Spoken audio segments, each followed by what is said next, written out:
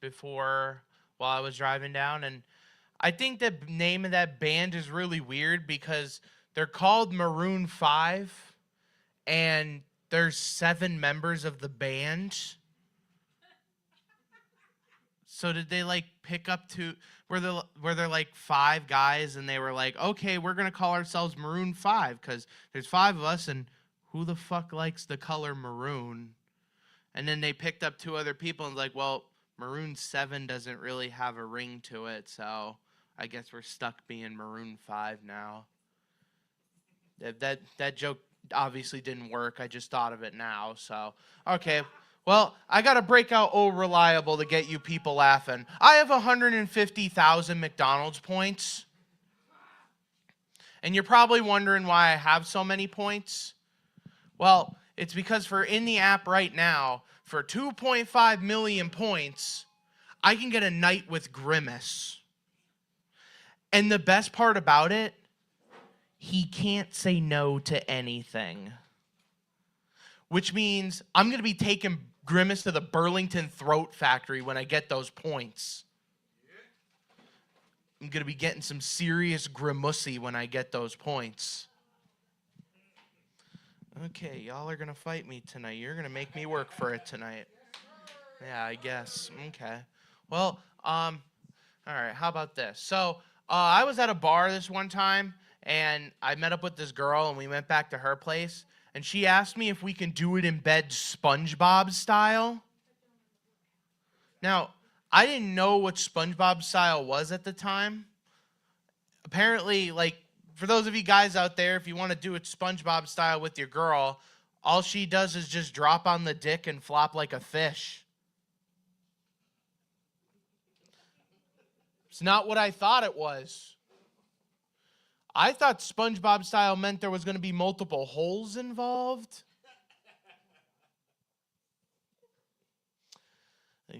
Got a lot of people here with tattoos. You know, a lot of tattoos, you know. Nothing wrong with that. Tattoos are pretty cool. I mean, I only have one tattoo. I just have this guy right here. I only have one I only have one because when I got this one, I cried for 2 hours. And all they did was put the stencil on. Yeah, but I see like a lot of people here, you know, they got tattoos on their necks, on their arms, all over them, and they're tatted up like a Chipotle bag. And, you know, I can kind of relate to that, except I'm more built like a Chipotle bag. Because I'm big and full of shit. All right, there we go. There's some life in this crowd. I recently, price everything is outrageous. I decided I need to get more shampoo, and I didn't want to spend all that money on shampoo, so I kind of wanted to be a cheap ass, so I settled for the next best thing, which is Dawn dish soap. Listen, if it's good enough for ducks, then it's good enough for me, okay? Like, I'm covered in oil for all the fucking McDonald's I've been eating. Cut me some slack.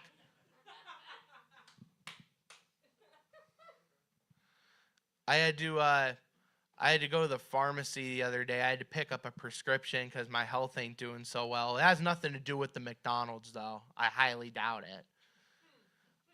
My doctor recently gave me a prescription for 5,000 bees. I had to go pick up my prescription of 5,000 bees.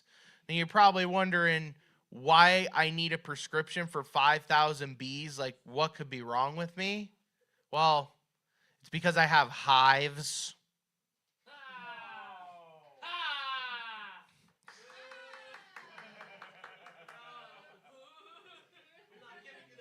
Yeah, I don't blame you. That joke is kind of bee-tarded. But I also had to get this other prescription at a different pharmacy. It was for 5,000 sea bass. That I almost forgot that joke.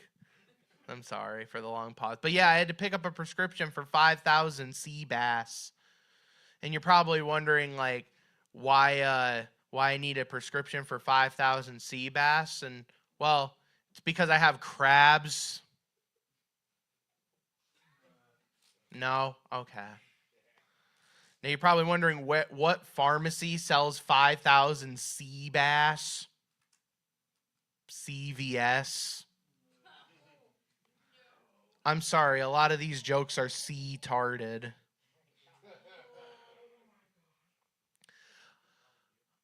A lot of things, Billy. I'm slightly retarded. Slightly.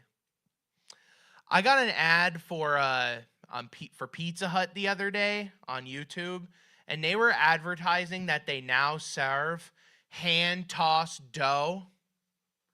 They now serve hand-tossed dough. What were they using to toss the pizzas with before that? I just imagine that the workers there are doing bicycle kicks with the pizzas. They're over there like, when the moon hits your eye like a fungal infection.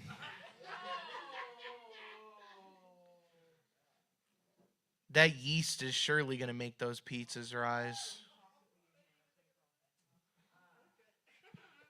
The real question is, do the hand washing stations say all employees must wash feet before returning to work? Do they wear gloves or do they wear socks? Nobody really knows because they don't. I used to think that a strip club was a hangout spot for people who love chicken tenders. Yeah, I was pretty disappointed when I went to a strip club for the first time and all they had were breasts and thighs. But what was even worse was that the bouncer looked confused when I walked in with a gallon of Hidden Valley Ranch. I'm like, what? It's not BYOS? Bring your own sauce. Ken over there is like contemplating his life choices with all my retarded jokes. Every time. He's like, why did I let this jackass on stage? Oh, God.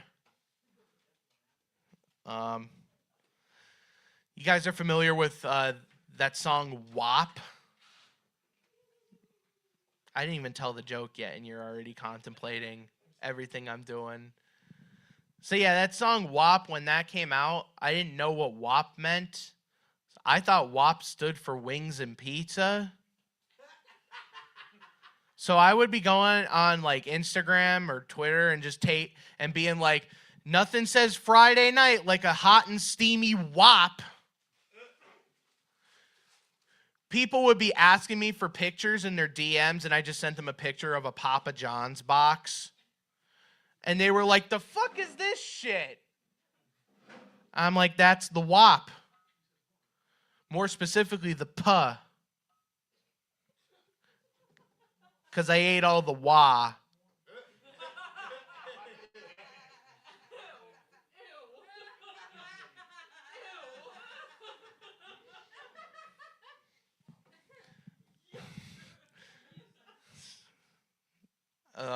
So yeah, and I got grounded one night because my mom asked me what I wanted for dinner, and I said, "Oh, I'll have some WAP."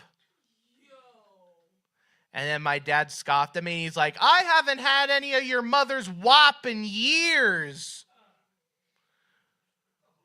My dad and I used to get WAP all the time after baseball practice. Except he would have all the WAP and never have any for me because I wasn't allowed to go in the store. It's kind of weird that a place called Peter Pan's Diner sells WAP.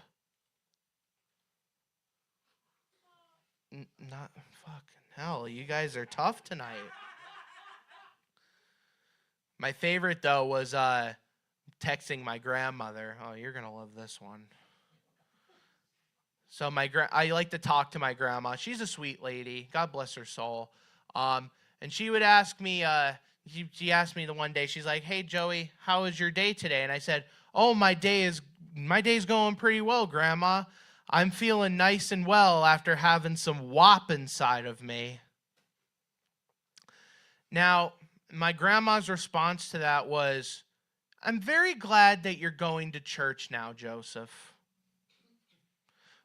My grandma's a little bit confused, though, because she thinks WAP stands for worship and prayer. I mean, it does, Ken, but in some context, no. Not what I was saying and not what Cardi B was trying to say. There was a lot of ass. And I ain't talking about donkeys. But then my grandma asked me to go to church the one night for some WAP. And I'm thinking, okay, like they're going to have it in the downstairs in the basement or something. No. Apparently, I learned the other day that WAP actually stands for wet ass prayer. Because the preach took that bucket and mop and was just like whipping people with some wet ass prayers. Except I got more of the wah and not the puh. Because I don't be playing none of that stuff. I don't know. That's when I'm working out. Like, I don't know, dude. I have 150,000 McDonald's points and...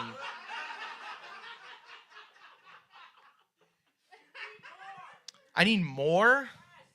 I do need more. Yeah, it has been. The oatmeal. Don't even get me, like, okay. Pause. Are you guys aware? I gotta sit down for this one. You're making me fucking sick, Frank. Fuck. You made me fall out of my fucking seat. Are you all aware that McDonald's sells oatmeal? Yes. Yes. It is a breakfast food, but I have a question. Who the fuck is getting that at McDonald's? Put your fucking hands down.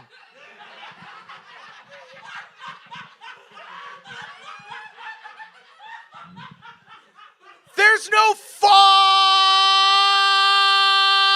way you people are getting oatmeal at fucking McDonald's. No. Frank, they ain't serving that shit. I'm slightly retarded. I'm not fully retarded. You're not fooling me. You people are getting oatmeal at McDonald's? What's next? You're going to get a seafood boil at AutoZone? The joke's on you. They do serve them there. Do you know what it's like to sit on the toilet for 3 days? Ken, don't eat the shrimp.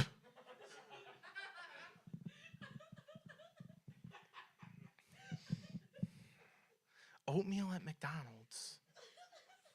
You people are fucking mad. Coming from somebody who likes to drink the blue Gatorade at the barber shop. I'm not going to get into that, though. This is a timed mic. Yeah. All right, I'm going to do one more and then we get out of here because Frank had to remind me that McDonald's sells oatmeal. So when I was in 8th grade, we had this guy come to our school. We did a whole presentation or whatever, and he was talking about, this guy basically came on stage and ate a car. This guy came to our school and ate a car on stage, a whole car. But I just have one question after this presentation. What does any of this have to do with bullying?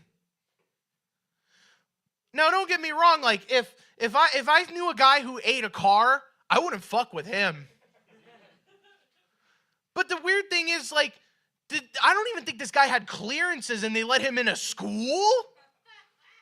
What, they just find this guy out the street? It's like, what do you do? It's like, oh, I ate a car once. Oh, well, fuck me in the ass. I guess this guy is it. Let's get him to every school in America.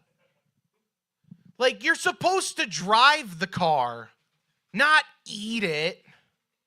He ate a whole Ferrari. That's the most expensive meal anybody has ever eaten. Like, there's no fucking way This guy ate a whole car on stage. Or whatever. I don't know. This was a long time ago, so I don't remember the full details of the story. But it was really stupid. Yeah. You know, I tried to walk through the Taco Bell drive-thru one time. Yeah, it didn't go very well. I didn't have a car, obviously. And no, that wasn't me. I didn't have a fucking Ferrari. If I had a Ferrari, I wouldn't be doing this. I wouldn't be here.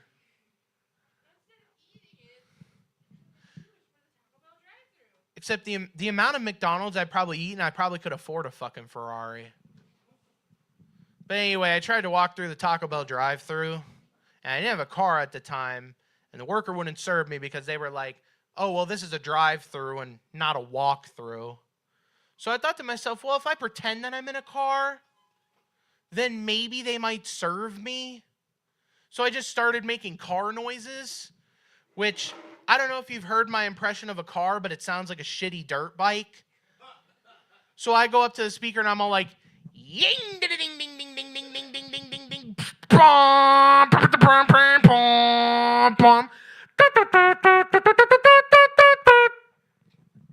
I didn't get no reverb on that. I was disappointed, Summer.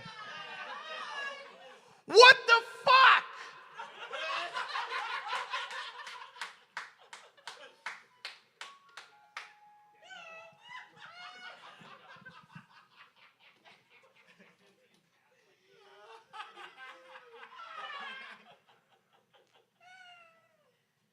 Anyway, there's a camera in the drive-thru. 5 minutes, they... Little too fucking late for that.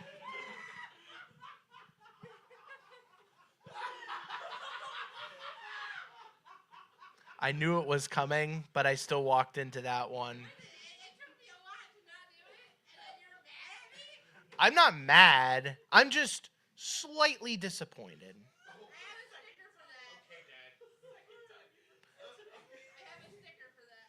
Okay. 5 minutes they watched me make car noises in the speaker. And my dumbass didn't know there was a camera in the drive-thru, but I still decided to assume the position, so I would squat down like this. I looked like I was in the invisible boatmobile. So yeah, they didn't serve me after that. But I still decided to make a sick pull. I shifted into 6th gear, and I got the fuck out of there.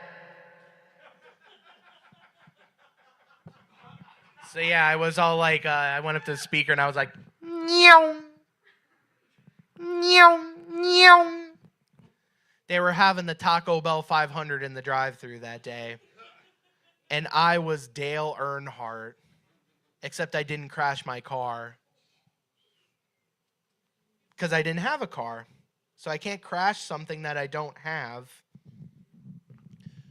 When I was in high school, I had this teacher.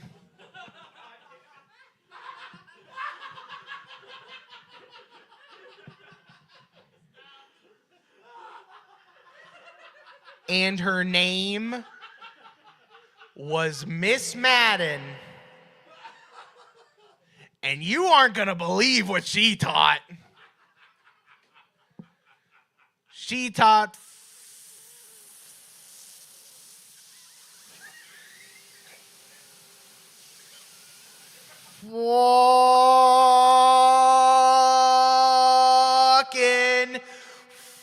football. Have a good night.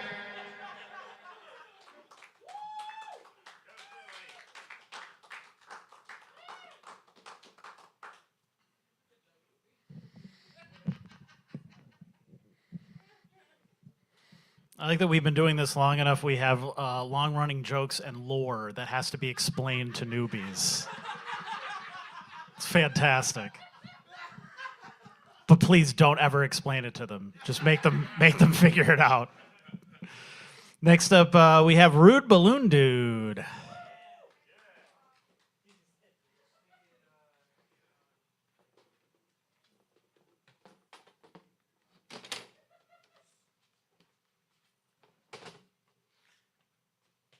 Yes, Billy, I will do it with consent.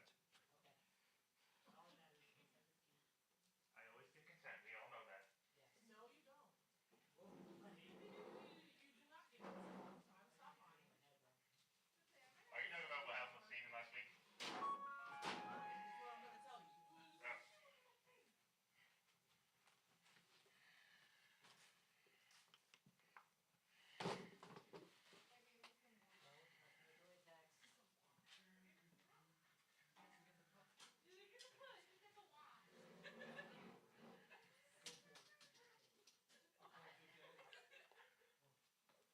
Oh.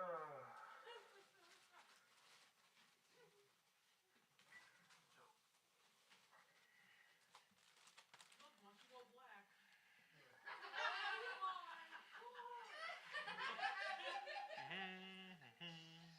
You better tell him to stop. He might change. He's lying. I know.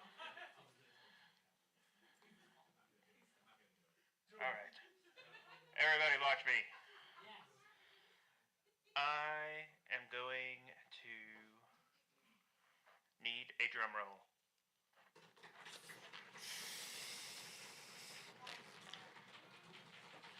Are we all ready for this?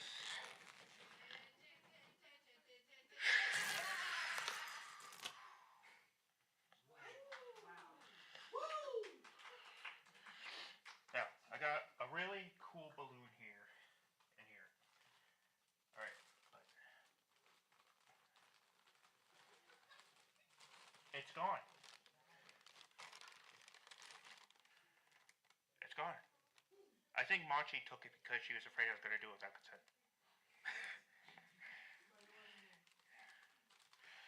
But so that's okay here. So everybody focus on me. Everybody. I'll put your phone in a balloon. Grab your imaginary balloon. Not you, Billy. You might die. Oh. And we're going to stretch. Stretch. Stretch. Oh. And there we go. My new cool balloon. Where did you get that? Where did you get that from? Now, this secret bubble here.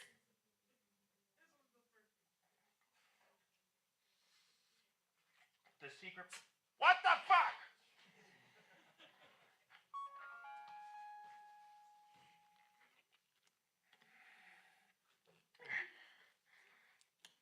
Ah, it's going nope. Oh, it happens. Now, who wants to come play with my balls? No, I got something special for you.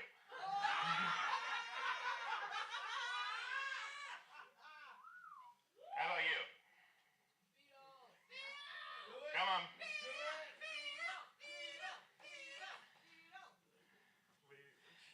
Right over here. All right, face the audience, basic etiquette. Now look here. Do you have a ball of your own? I have two, just not my hand. I got a lot more than that. Just watch. Now here, take this. Put it in your hand. Put it in this hand. We're gonna squeeze. We're gonna wave. We're gonna wave. And we're gonna open. Do you see what happened? Do you see what happened there? They changed places. So what I'm going to do is I'm going to make this one disappear. Make sure this one's okay. And bring it back here. Now, open up your hand. Ah! What the fuck? All right. Well, guess what here? We're going to take these. You're going to use both hands. You're going to do a lot of work tonight on me. Don't worry. Do you consent? Yes. We'll go with yes. Okay. All right, so I'm going to put all these in here. You're going to squeeze them tight. Come on. Harder. I didn't say rutabaga. Keep going, motherfucker. You prude little bastard. Keep going. I want it rough. Rough! Rough! Rough! Rough! I feel like I'm Okay, losing rutabaga. circulation. Too much. I said rutabaga. That's my safety word. All right. Open up your hands. Ah! Okay. All right, everybody, let's put them in here. Put them in the bag. Put them in the bag. Get them all of them. I think we're good. 1, 2, 3, 8,000, 20. Okay. Well, guess what? Since you're brave enough to come up here.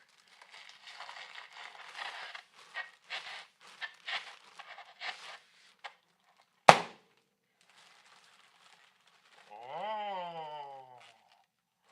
Fuck yeah.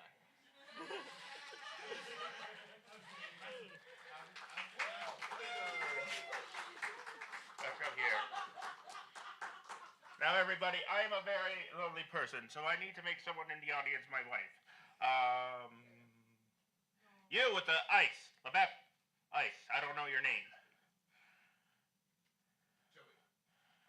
All right. Come here, Joey. Sit over here. Get over here, bitch. Oh. I already feel so loved. Now listen here. Listen here. Listen here. Okay. Listen here. Hear ye, hear ye. Look at Machi. Now tell her you consented. I consent. Who am I consenting to? Okay. Yes. Yes. Yes, he is. She is. I just misgendered my own wife. Huh? All right. Open up your... Lift up your arms.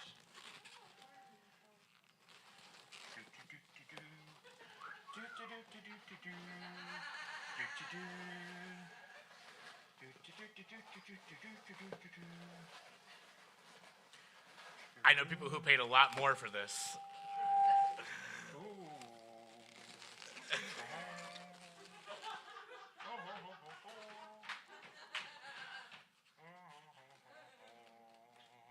Oh, wow. Oh. Okay. Give me the whole package. You should meet my mom. I don't care about your mother.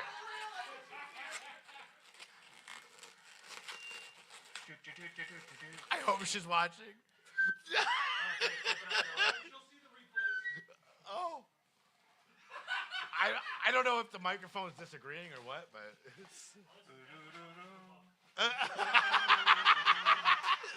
This is going to the next book for sure. For sure.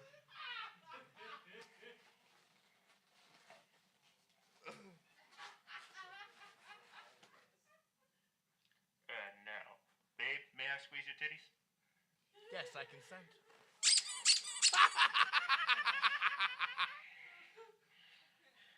Come on, baby. Show it off. You are proud and unashamed. Let them know. Shake it. Show them. No, your ass. Oh. They want to see your ass. Go, go, go, go, go, go, go, go. Give my wife Josephina a round of applause. All right, baby. I'll see you at home, okay? Okay. So, who's next? You want to come?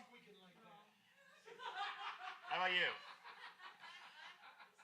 Come on. Don't make me have to end the show, sir. Consent. Do you consent, sir? Yes, I do. All right.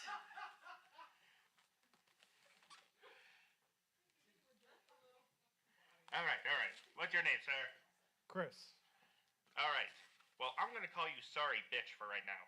Ooh.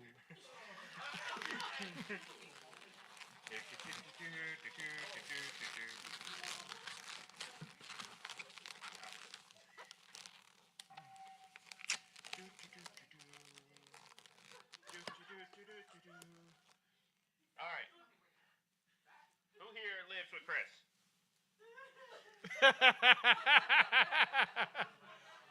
All right. Well, we'll start with this. You know what? We can't have this here. Okay? No, All right. this is a balloon show. This is a balloon show. I ain't letting you cut free. So, come here. She's A. Is that your name?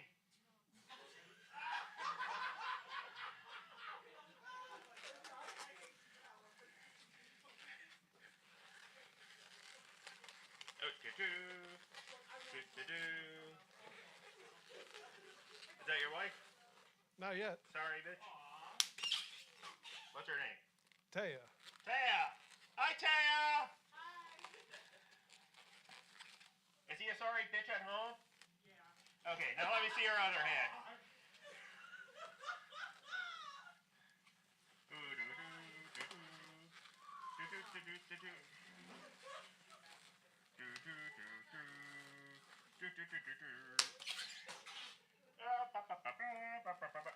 Hey! Hold still, bitch. I have the flogger. Don't threaten me with a good time.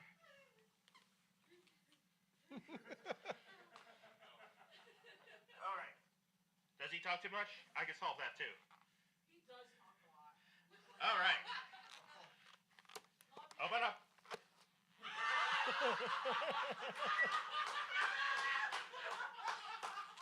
All right, Taya. Come here. Come get your bitch. Remember, if he poops, you still have to pick it up. I'm younger, so I'm going to be doing that in the future anyways. All right. Take this. That came from a ride. I'm so excited.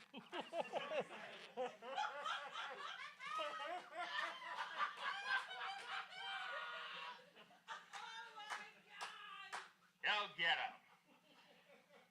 And tonight, everybody, tonight was 100% consensual. Let's have a good... Thank you. Thank you.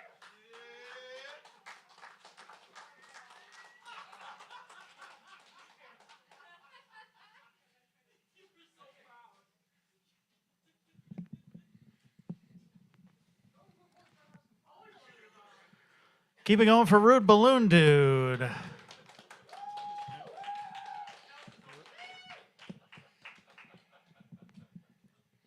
I don't know why you call me hard. She's the one who's making everybody hard here, you know? Or emasculated. Next up, we have Billy Craze.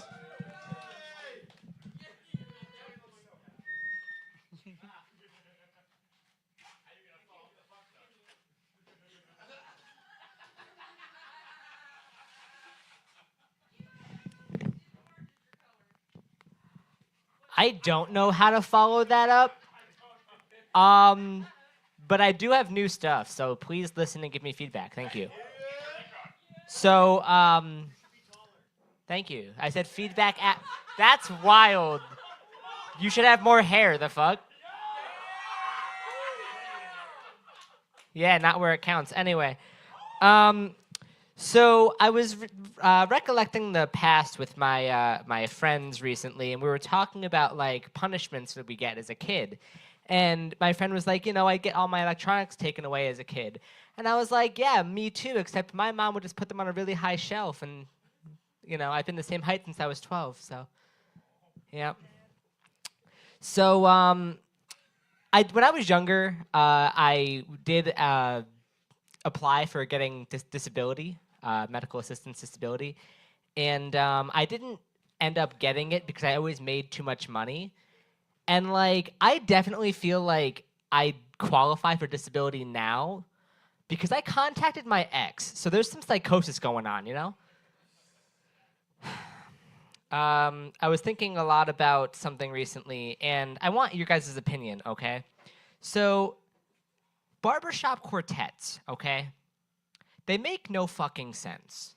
How dead does a barbershop have to be for somebody to be like, yo, want to start a band? Like, I don't get it. Yeah, Blue Gatorade is, yeah, you're not wrong. Speaking of recollecting the past, I fucking used the wrong word. Anyway, speaking of thinking of the past, I recently found a picture of me in an Eeyore costume as a baby. And I guess nothing changed because I am still a depressed ass.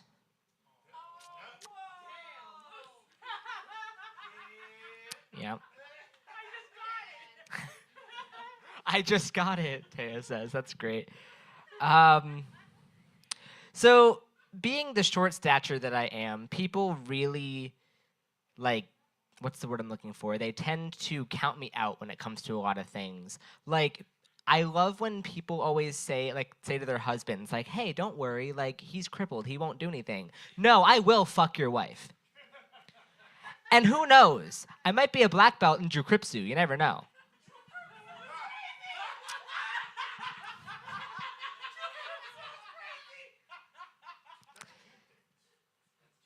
Hey. That doesn't take much, Joey. Joey, I feel like right now you're kind of like resembling Brittany Murphy before she passed away. In one of those, what's that movie called? Fuck. She was in a bikini in pretty much every movie, but yeah, except like way more beard. I don't know how I feel about that. Speaking of beard, Jamie, how are you? Because you're his beard. You're his beard. You're his beard is what I was saying. No, she's his beard.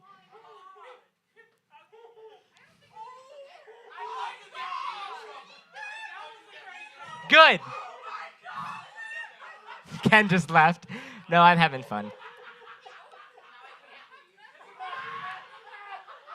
What happened? I missed it.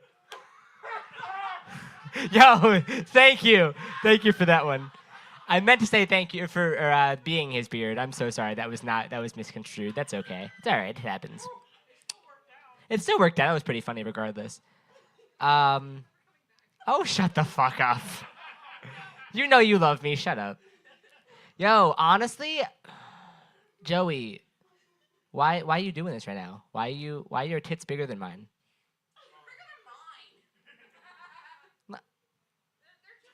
Yeah, pretty much. Y'all can't see this, but yeah, they're pretty big. Jamie, it's okay. I had to get Ken on one of them. All right. I know he walked the fuck out. Okay. So, wow, there's another balloon just on the floor. That's cool. Wonder what happens if I touch it. I have a latex allergy, for those who don't know. And did you ever see the Airhead commercials? Yeah, basically, like, when I touch a balloon, I look like a balloon. So, that's crazy. Well, that's wild. Okay, enough of that. Let's see. Oh, another joke I want to talk about. So, being a comedian, you could probably tell I don't have sex often. But I realized... say something. Say something. Yeah, exactly. I'll kick you right in the knee. I don't give a fuck. Anyway, no, I don't have sex often, but I realized something. You know how people, when they're having sex, they play music really loud? All right, y'all aren't listening. You're listening. Frank, you're listening. I like you. When they play music really loud, right, it's usually like some sexual music. I usually fuck to Kool in the Gang because it's a celebration when she get down on it. That's a good song. Yo. I tried to fuck to YMCA once. Didn't work. I kept dancing. That was just something I thought of. That's really funny. That's stupid. All right, guys. Let's see. Oh.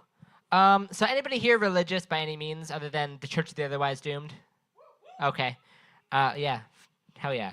I used to go to a church, and before I realized it was a cult. Anyway, I used to go to church, and it got me thinking. It got me thinking that I really want to name a pet after a church song, but it couldn't be a her. It had to be a him.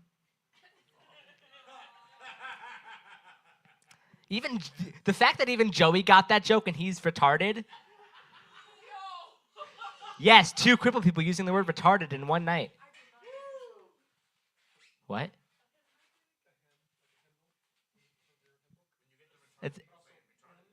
Yeah, you're right. Anyway. It's okay. No, you're good. That's okay. So is Joey.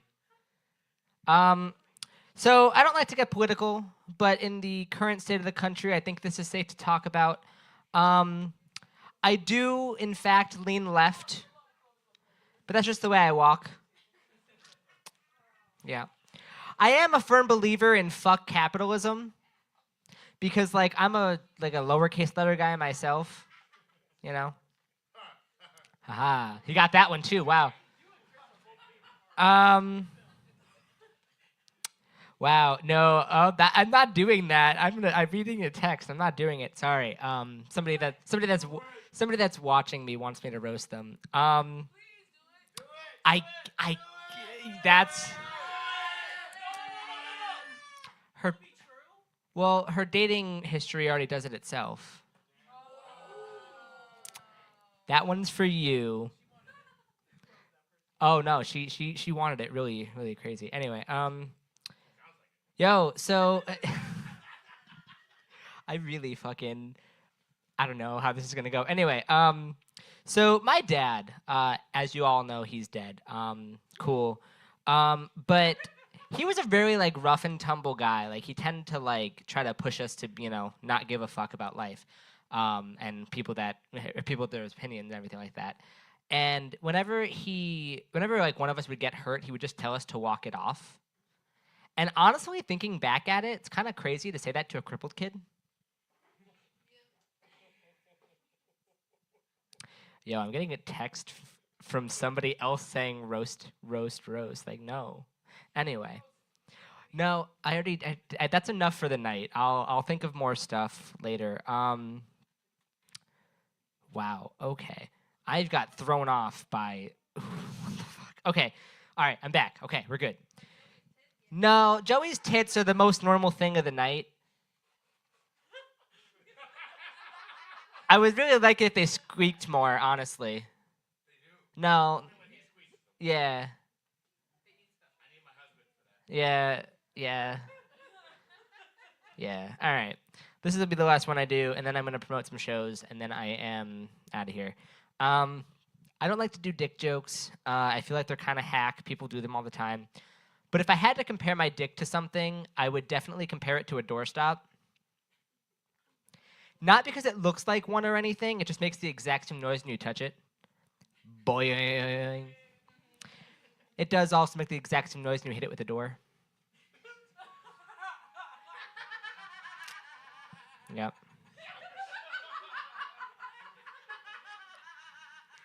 And my buddy Sean walked in. Now he's hugging Rude Balloon Dude's wife. That's crazy. All right. All right, shows to promote. Okay. We just added some new shows. May 16th, we will be at the Copper Coin, me and the PA comedy troupe. We'll be at the Copper Coin. I'll just wait until everybody's done. They're all just distracted. All right, guys. Yep, no, that's cool. No, this is like going to a ADHD playgroup. Anyway, so yeah, Copper Coin, May 16th, me and the PA comedy troupe. It is actually above the 12 penny, which is cool.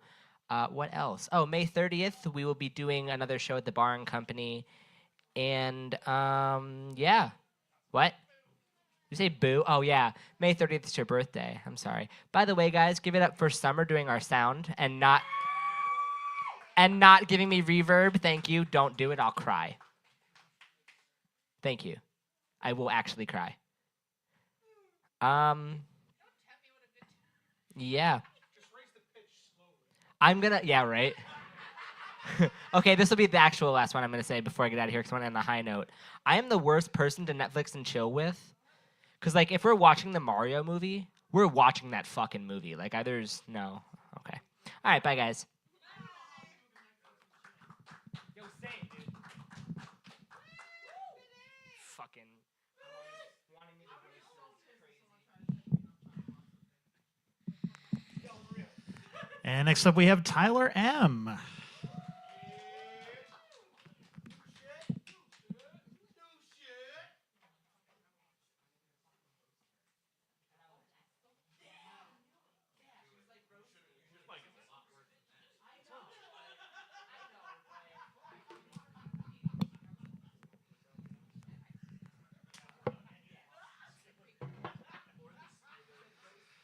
So Hitler had a dog.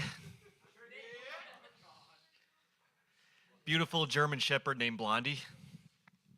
That checks out. Dogs are full of unconditional love, even for Hitler. We can all learn a lesson from that. Love each other a little more. You think he kicked it? I don't. I don't think he'd do that to his beautiful Blondie. I think Curly would get it, though.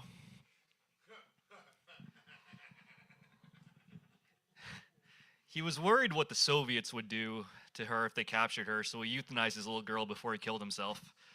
Allegedly. Can you blame him? The Soviets didn't have a great reputation for what they did in captured enemy territory. You know somebody would do something indecent to her. He did the right thing. He loved that dog. Such a great dog. She didn't deserve any of it. Joe Biden had a German Shepherd named Commander when he was president. He was not a great dog. Bit all the Secret Service. They didn't deserve it. They were just doing their job. All the good Secret Service were on injured reserve from Commander attacks. That's how we got the JV squad at the Butler Trump shooting.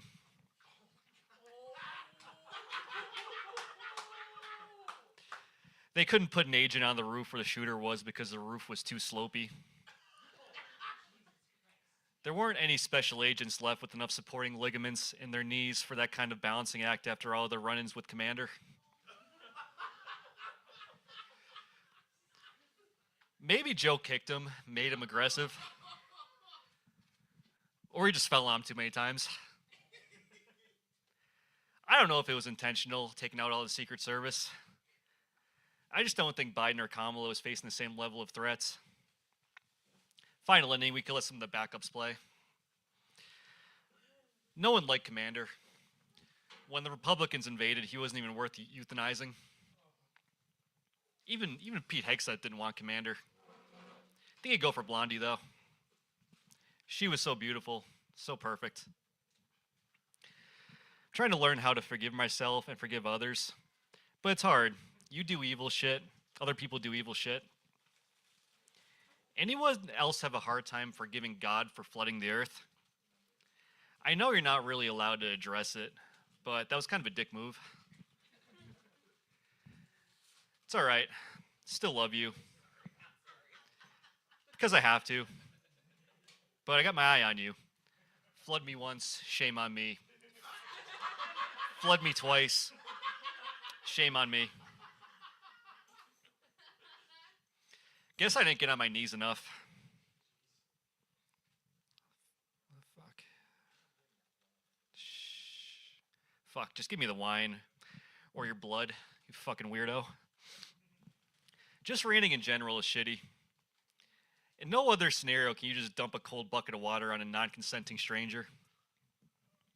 I know the holy apologists would say he's doing us a favor with giving us water for our crops and drink, but that's literally his design. You couldn't just design life to require soft serve ice cream or a cozy blanket. Rain that all you want. Ancient civilizations believe rain was God's life-giving semen. That's cool. And you know Noah had to have missed a couple animals. There had to have been some real cuties that missed the boat. It's hard to catch an animal alive. I'm sure they didn't have great tranquilizers back then. And you had to have messed up on some of the genders. We all struggle with that still. I wouldn't know how to tell a gender of a snake or some random finch, let alone what gender they identify as. What if some of the animals were gay? Gay animals are a real thing. You gonna try to pressure this poor lesbian fox to fuck the one male that's left? Foxy Roxy wants some boxy. And her favorite beanie. She had to leave her den in a hurry. Her Sprinter van was got washed away. And that beanie went really good with her lip ring. Roxy was so fucking cool. I really think God should apologize for the flood. I mean, he doesn't have to. He's not going to get canceled or anything. I just think it would be a nice, good faith gesture. I know he's done so much for us all, but I think he made a mistake, and it would be a good thing if he just owned up to it. He would just know he feels a little guilty about it. I know I'd respect him more for it. Like, come on, I cut off my foreskin for you. I mean, I was a baby and didn't have much of a choice, but I'm sure I complained at the time. But a little thank you would be nice, or at least some oxys. You didn't even tell me why you wanted me to do that. I know I shouldn't be questioning it, but that's just a big ask. And you just go flood the fucking earth. Honestly, I don't even know how you had such a cool son. It's hard to believe. I really just want to get in a time machine so I could go give him a paternity test. See the look on Joseph's face when Mary meets Maury.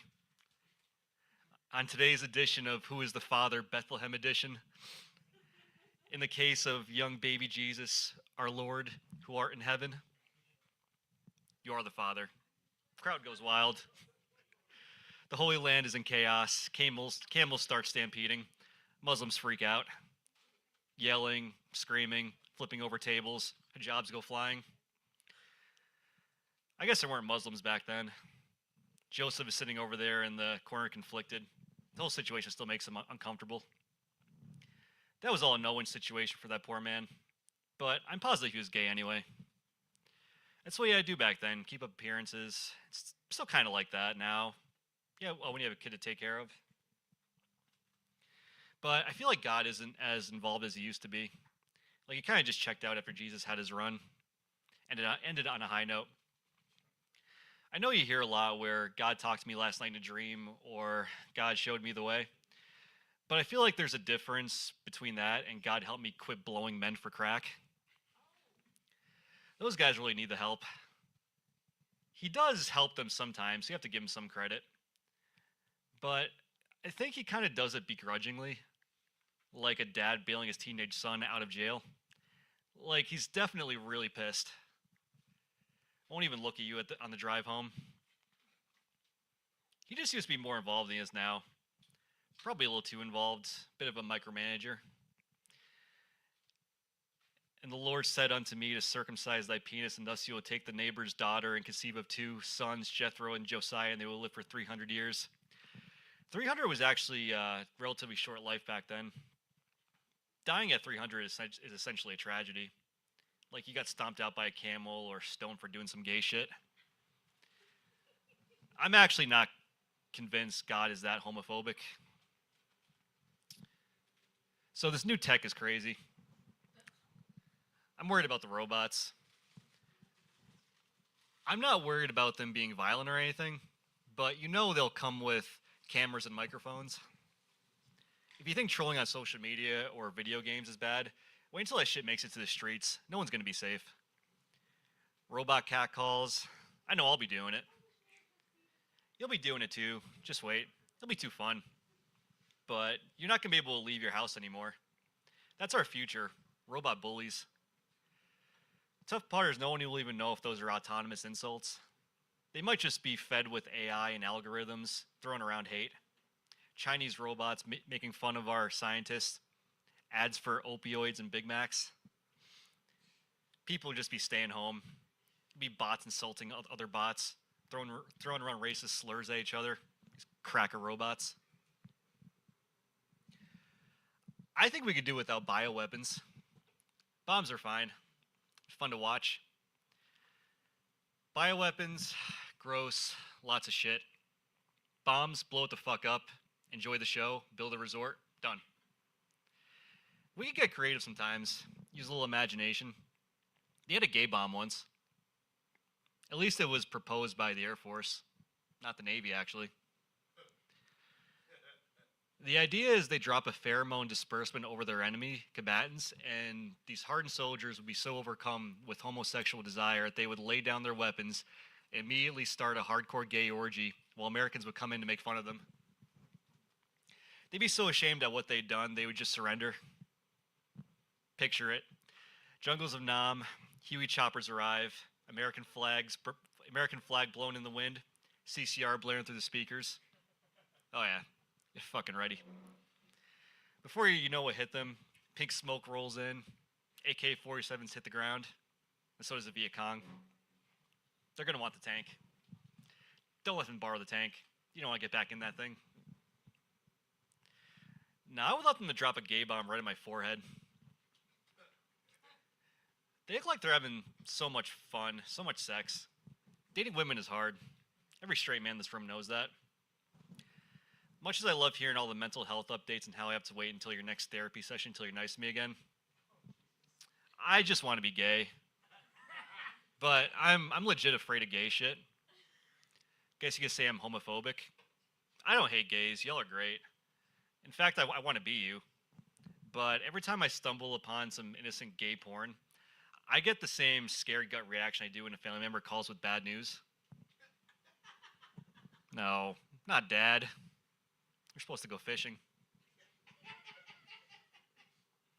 Any dads out there? Man, y'all did it. You won the game.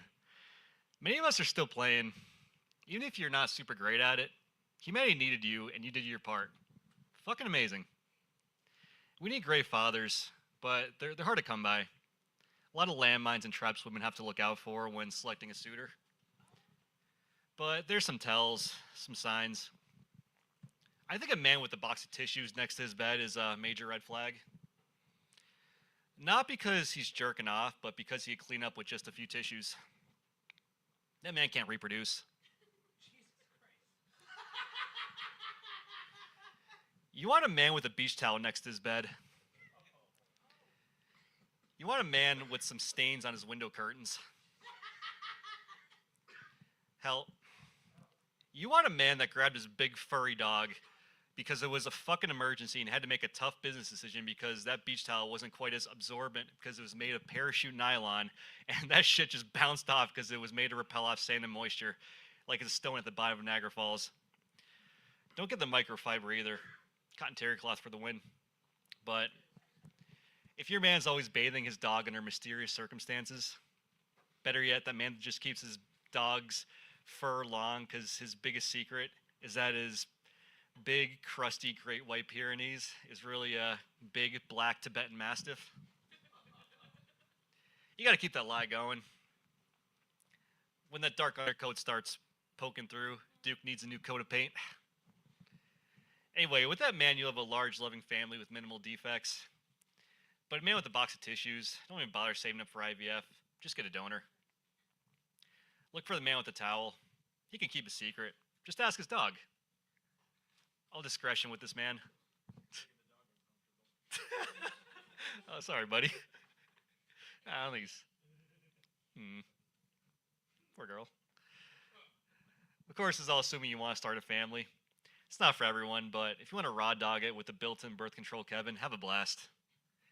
But we need a plan for the future. We need to have more kids. The future could be a little scary.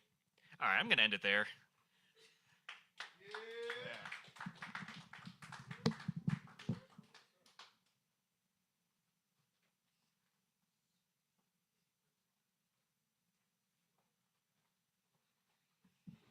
Keep it going for Tyler.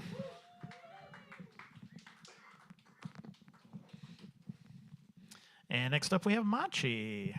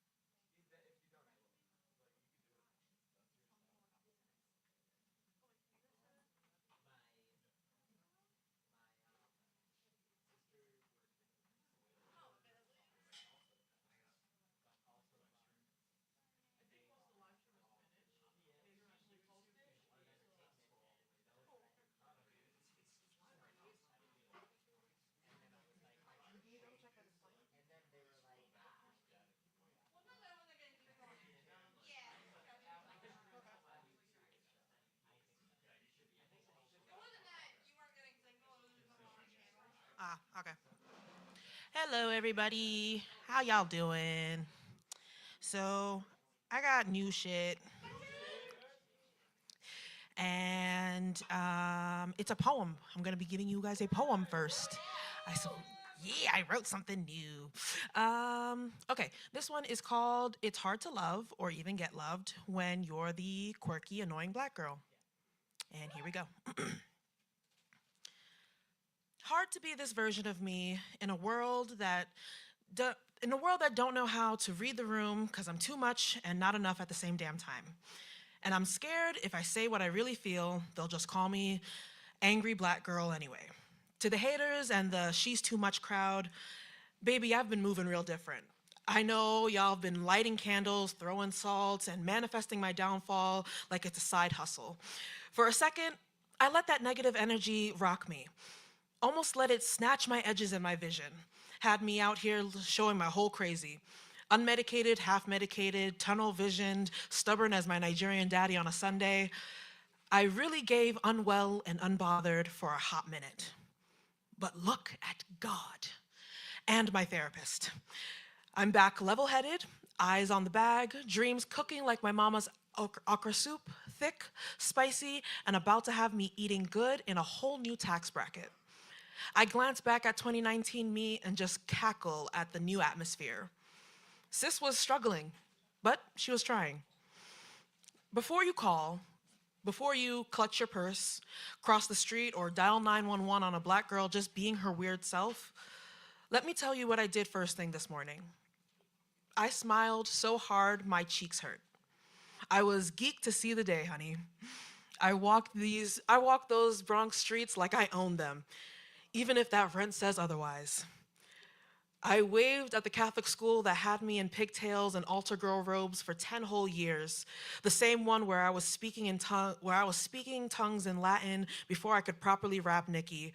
My friends call me joyful, well, when I'm not passionately rambling about statues coming alive at 3 a.m. My siblings call me dependable, loving, and that girl who will fight you, but will also make you a playlist at 2 a.m. I'm a first generation Nigerian American, firstborn daughter, first sister, professional overthinker, 2020 college graduate, yes, pandemic edition. I can draw, kind of, but will rap every single word of Nicki from Beam Me Up Scotty to Roman Reloaded without taking a breath. I can also hit every high note in West Side Story and climb every mountain from The Sound of Music like it's my testimony. Favorite food? Fufu and okra soup. The slimy kind that makes non-Nigerians side-eye me. That's fine, more for me. I'm allergic to half the fruits and vegetables God made, so I'm out here living deliciously off of carbs and vibes. And yeah, I got an irrational fear of statues. Like full-blown, they gonna blink if I turn around terror. Silly, maybe, but have you seen some of them? What do I hate the most? Knowing someone can look at me bubbly, singing, goofy, black, and still feel afraid. I never want to be another hashtag. I never want to be the reason someone clutched their pearls and called the law on a quirky black girl who was probably just stimming or quoting Vine videos too loudly. I'm a proud woman. I'm a proud Nigerian woman. I'm a proud black woman. I'm a proud, messy, musical theater loving, former Nicki obsessed, fufu eating, large statue fearing black American woman. So next time, before you call the cops on my weird energy, get to know me first. I might annoy you, but I might also make you laugh, sing, dance, or finally try some okra soup. Either way, I'm not toning down the quirk. This black girl stays extra. Take it or leave it. Poem. And for my next trick, I will be singing my original that I just made the instrumentals to, called Properly. Yeah. Yay! Yeah.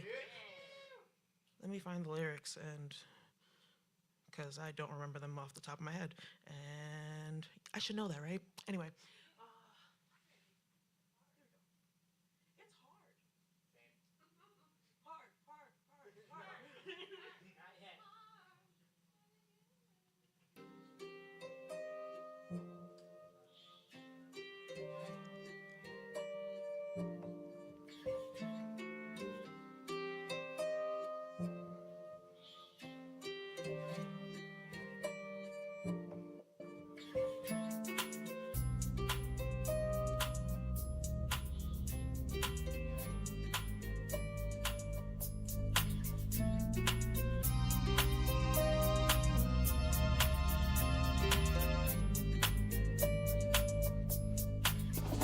It's not easy to love me, 'cause I don't really like myself.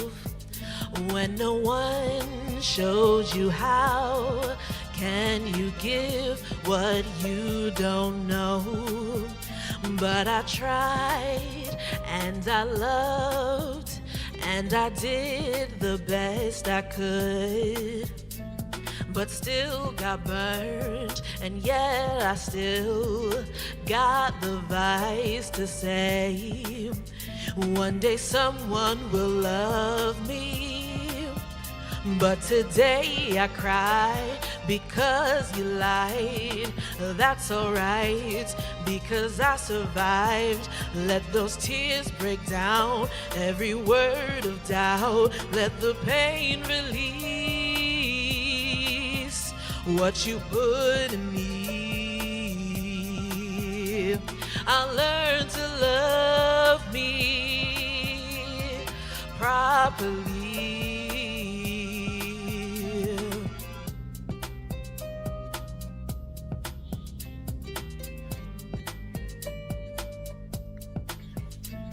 You loved me once, oh, then you fucked me up.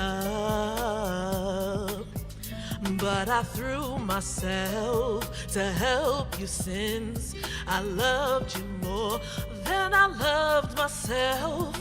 You took that assist and you gave it a kick. Oh, in truth, you didn't deserve it. You didn't deserve shit. I should have put that life into me. I should have loved myself the way I loved you, but no more, no more. Yeah, I learned that lesson hard. One day I will find love again, but when will I stop feeling bad that I cried and you lied and you made me so fucking mad? Oh, but that's alright, because I survived. Let those tears break down every word of doubt. Let the pain release what you put in me. Yeah, I'll learn to love me. Yes, I'll learn to love me. Oh, I'll learn to love me properly.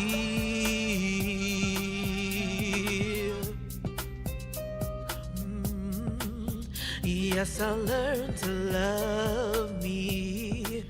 Oh, still I lie and still I cry to release the pain you put inside. I'll learn to love me.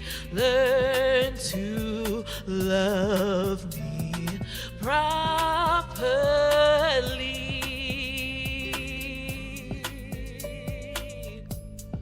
Yeah.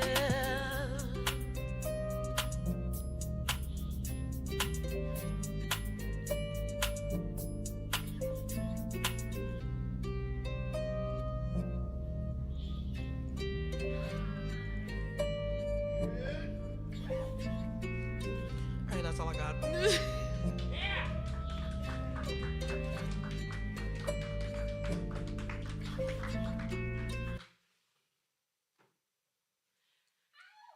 that was my song properly. Yay!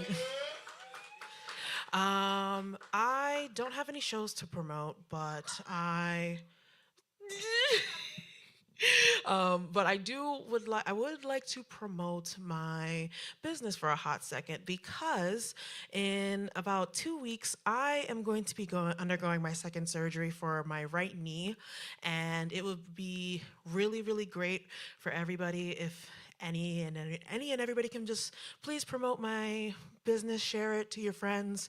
I am beginning to sell digital prints, physical copies of my photography, as well as my usual stuff, jewelry, wigs, press-on nails, as I will not be able to work for about 2 months, going back into reconstructing my knees. That would be really, really wonderful. You guys don't have to buy anything. I am actually saying that.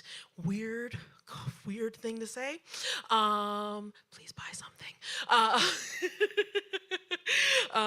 And I think my next show that I come back to actually is going to be June 6th at the Ritz for D5's burlesque show. Yeah, I'm singing. I'm not doing any burlesque, y'all. Relax. I know y'all want to see something, but you relax. Y'all gonna have to pay me more. Anyway, thank you all so much. And yep, that's House of Mod. It's in the back with Stronghold Studio, so check it out while you can. And those on the live stream, House of Mod, HAUSOFMOD.co. Shout out to Summer, our amazing sound girl, and also my producer. Shout out to my amazing producer of my album. Yes. No, louder. Claps. Louder. Thank you. Thank you, Rich. Thank you, Ken. And that's all that dog that I got in me. Bye.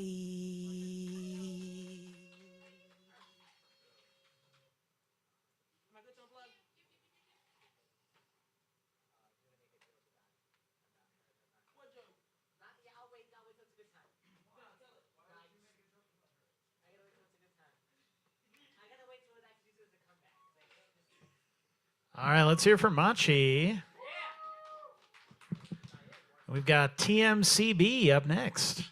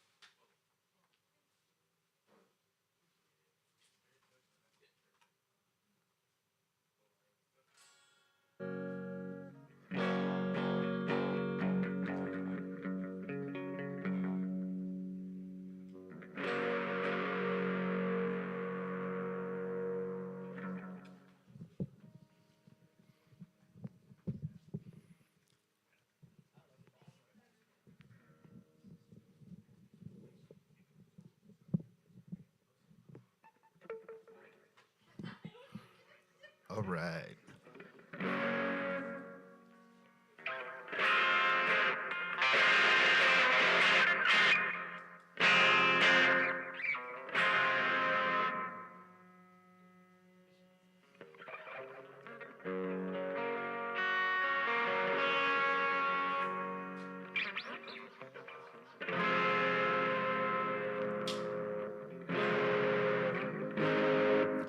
Okay, and can I just have a little bit of reverb on the vocals? Yeah, just. Yeah, cool, cool. All right, I will go ahead and get started then. It is I, Tim McGraw Cover Band. I'm going to start off here with, this is a new one. It's kind of like a thesis or like a statement of purpose of the epistemological pox that is Tim McGraw Cover Band. So it's called A Crown of Postcard Teeth.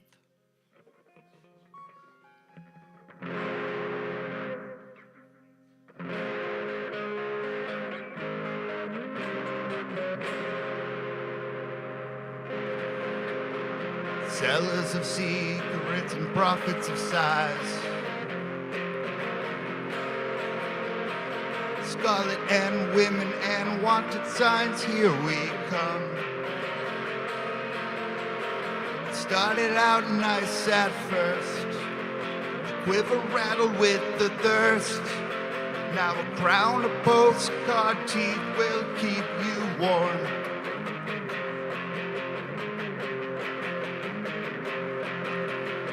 Crown of postcard teeth will keep you warm.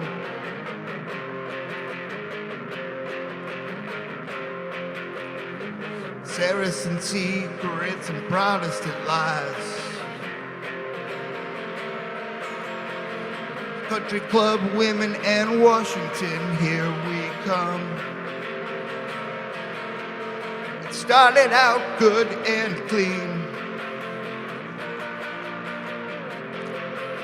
Now the sons of industry are keeping score.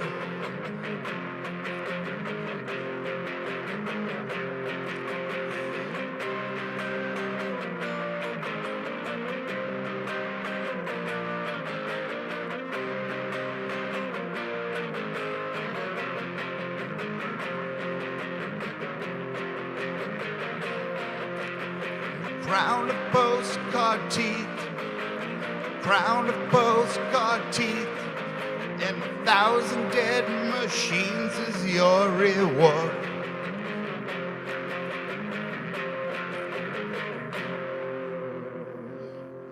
Thank you.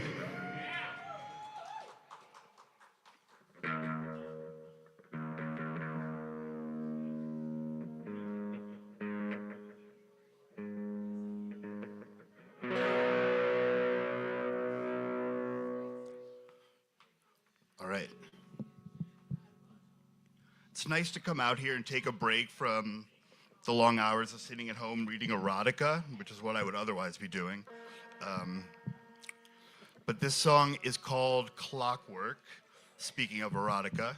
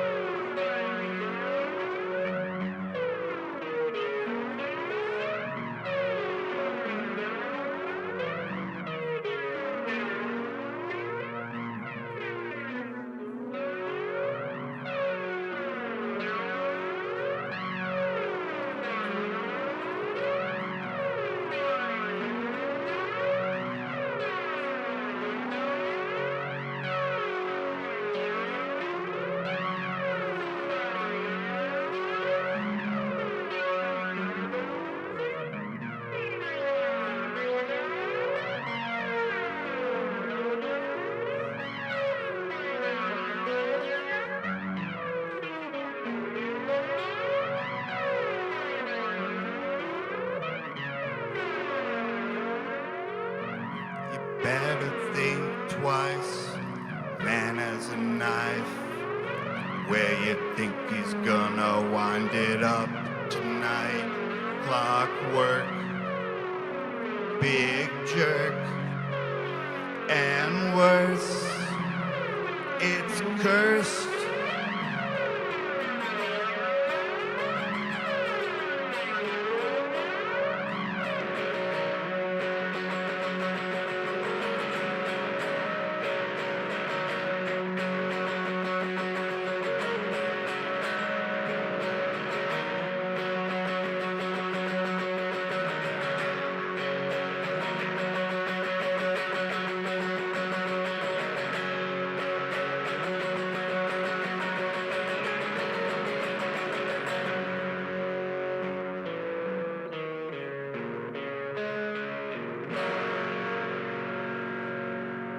Thank you.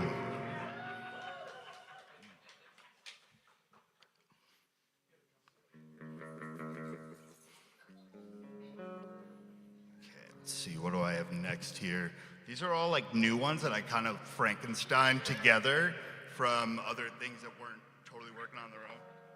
So it's like John Lennon and Paul McCartney making songs together, but like just me and my other me.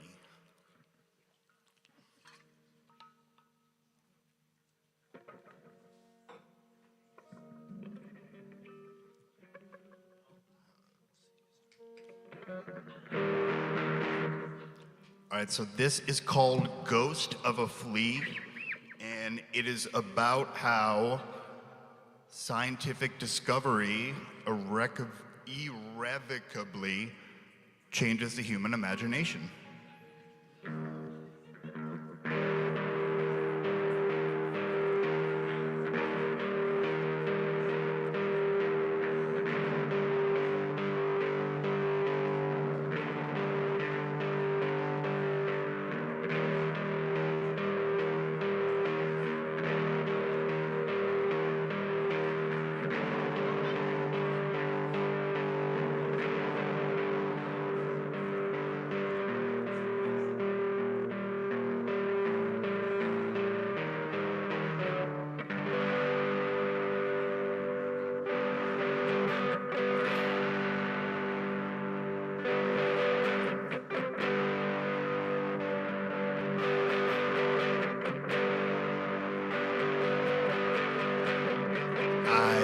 Not the bloody Pharaoh, I am not the Holy See, I am not the King of England, I've pawned off my destiny, I'm giving up on recreation, giving up on hesitation, giving up on fornication, giving up on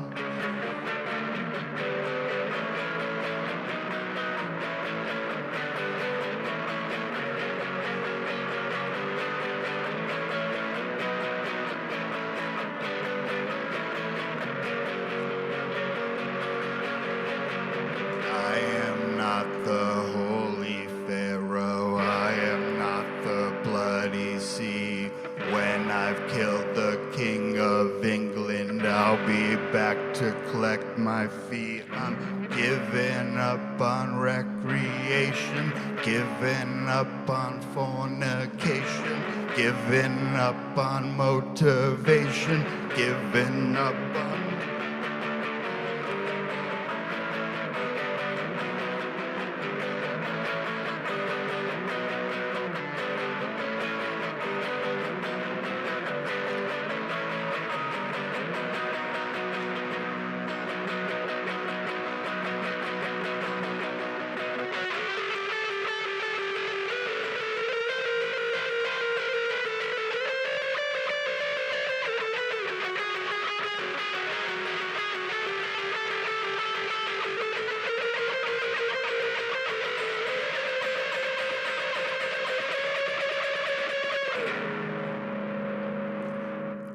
giving up on recreation, giving up on fornication, giving up on motivation, giving up Giving up on hesitation, giving up on fornication, giving up on revelation, giving up on corporation, giving up on salivation, giving up on perspiration, giving up on revelation, giving up on palpitation, giving up on celebration, giving up on...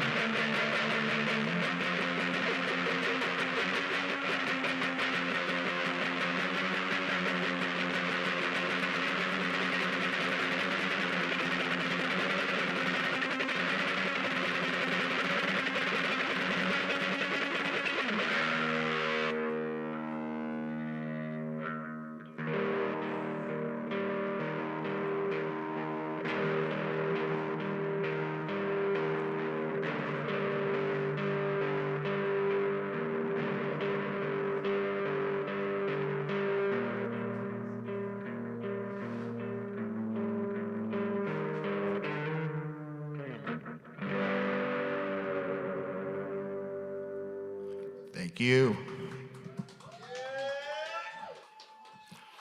All right. I have a show coming up on Thursday. I'm going to plug at Dungeon at the Ritz, Apollo Putnam's Axe to Grind. I'm showing up there with Condition Oakland.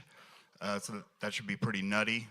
Yeah, give it up to all of our performers. Have a great night, everyone. Drive safe.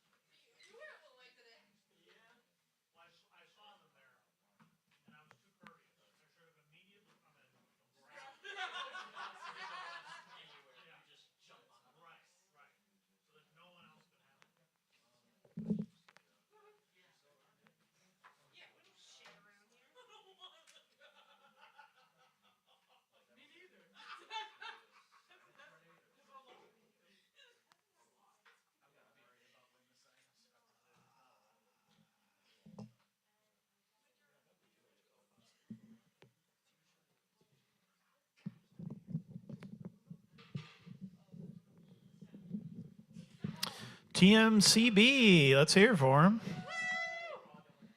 And we got Benny Beetle up next.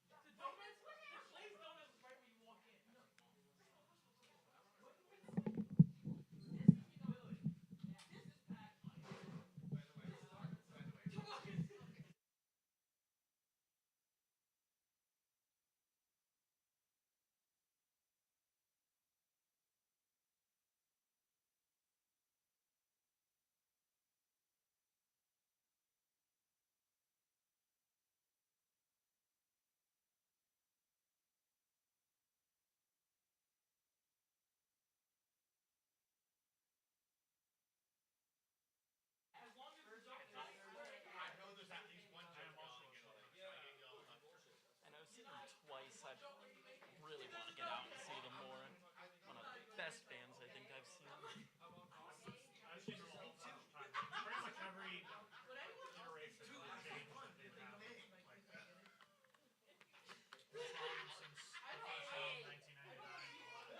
I saw them once with Jay and once with Eloy, and then I never got to see them with Joey though.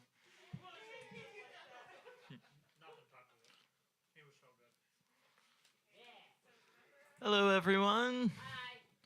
All right, so I'm kind of like doing like, I had a set in mind and now I'm kind of like going through different songs and I'm like, okay, maybe I want to do these. First, So Squid did War Pigs 2 weeks ago, and it's been stuck in my head. So I'm gonna do War Pigs. It's gonna be a little different, a little like, oh no, they are.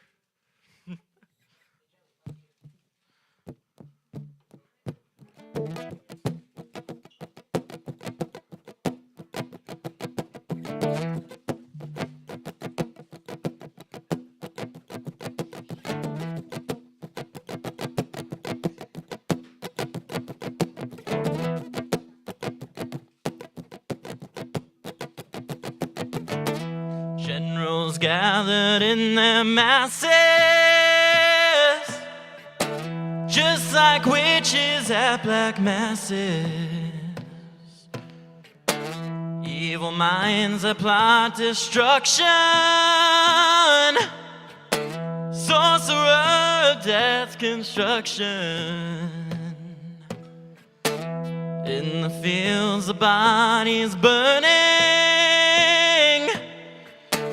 as the war machine keeps turning.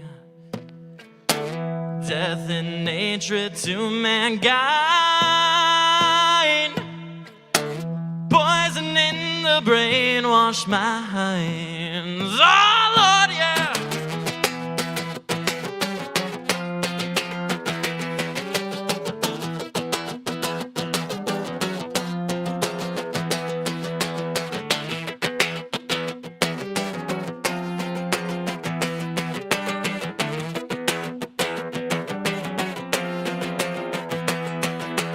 Politicians hide themselves away.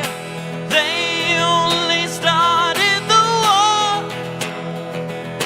Why should they go out to fight? They leave that road to the poor, yeah.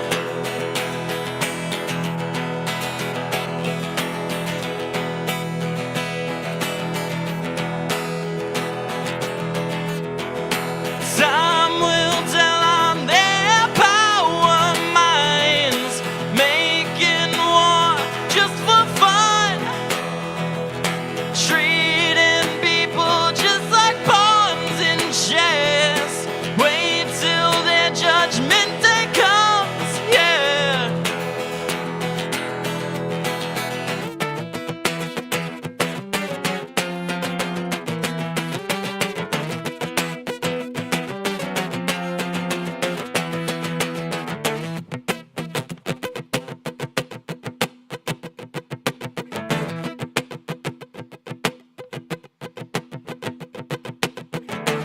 Now when darkness world stops turning, ashes where the body's burning. No more war pigs have the power. Hand of God has struck the hour. Day of judgment, God is calling. On the knees, the war pigs crawling, begging mercies for their sins. Satan laughing spreads his wings. Oh Lord, yeah.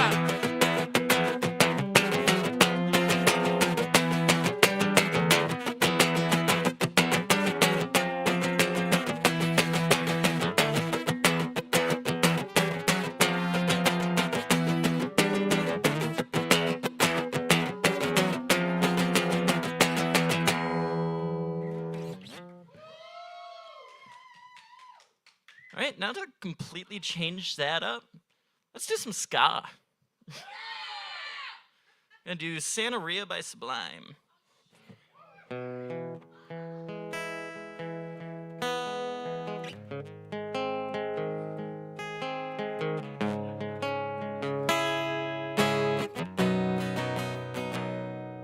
I don't practice Santeria, I ain't got no crystal ball. I had $1 million, but I spend it all at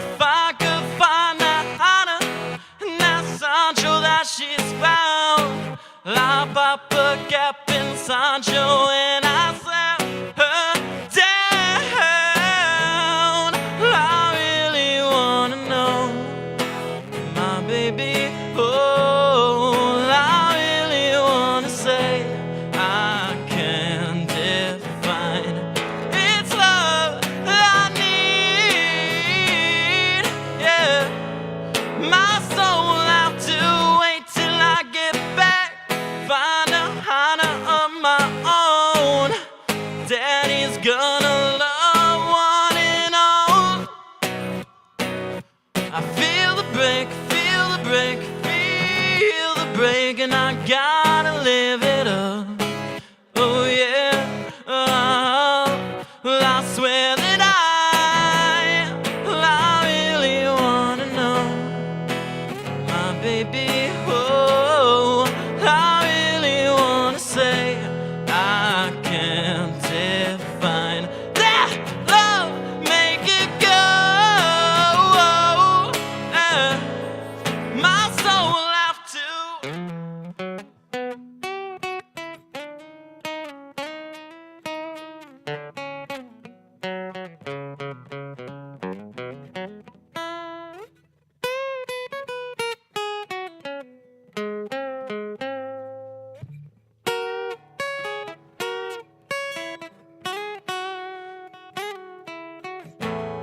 Well, I really wanna say, my baby, oh, I really wanna say is I've got mine, and I'll make it 'cause I'm coming up. Tell Sanchito that if he knows what is good for him, he best go running high. Daddy's got a new 45, and I won't think twice to stick that bell straight down Sancho's throat. Believe me when I say that I got something for his punk ass. I really wanna know, my baby, oh, I really wanna say, is there's just one way back, and I'll make it, yeah. My soul will have to wait.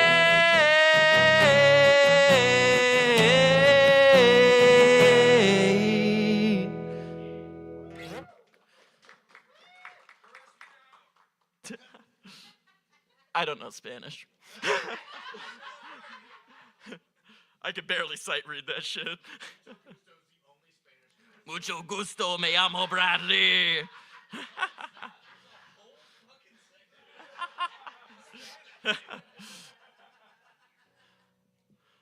All right, this one's gonna be lesser known. It's Let's Talk About Your Hair by Have Mercy.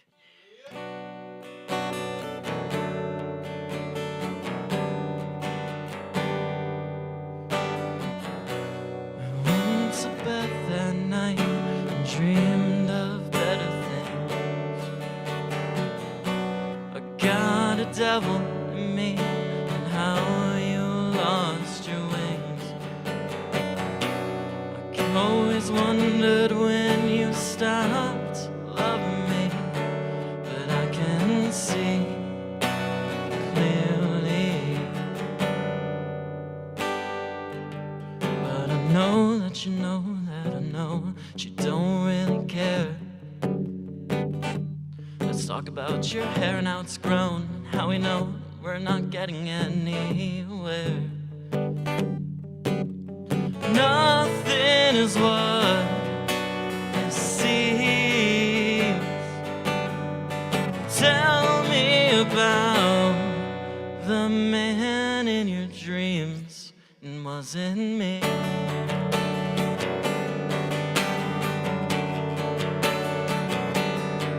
But I know that you know that I know that you don't really care. Let's talk about your hair and how it's grown, and how we know that we're not getting anywhere. But I know that you know that I know that you don't really care. Let's talk about your hair and how it's grown and how we know that we're not getting anywhere. I went to bed that night and dreamed of better things. I got a devil in me and how you lost your wings.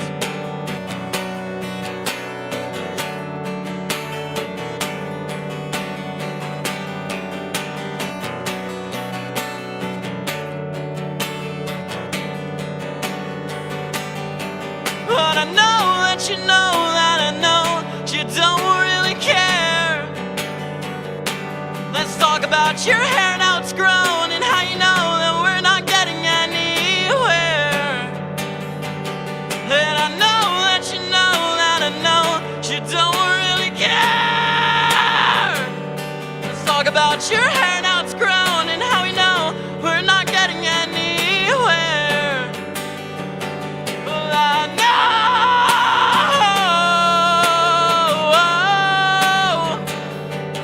Well, I know.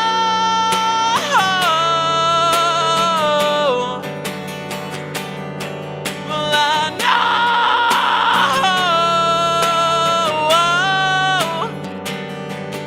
Well,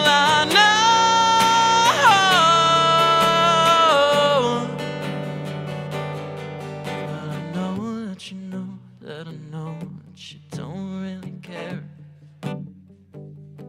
Let's talk about your hair and how it's grown, how we know we're not getting anywhere.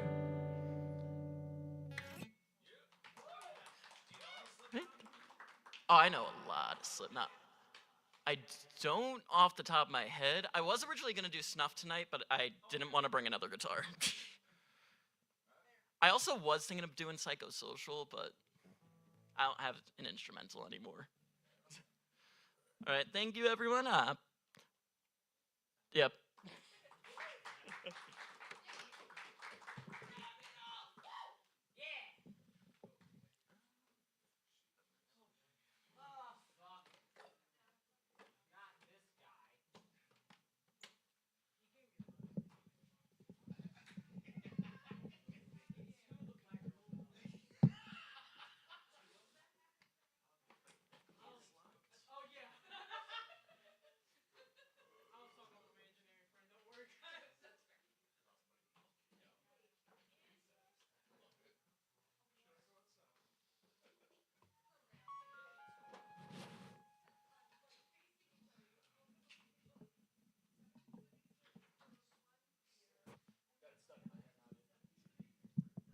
Keep it going for Benny.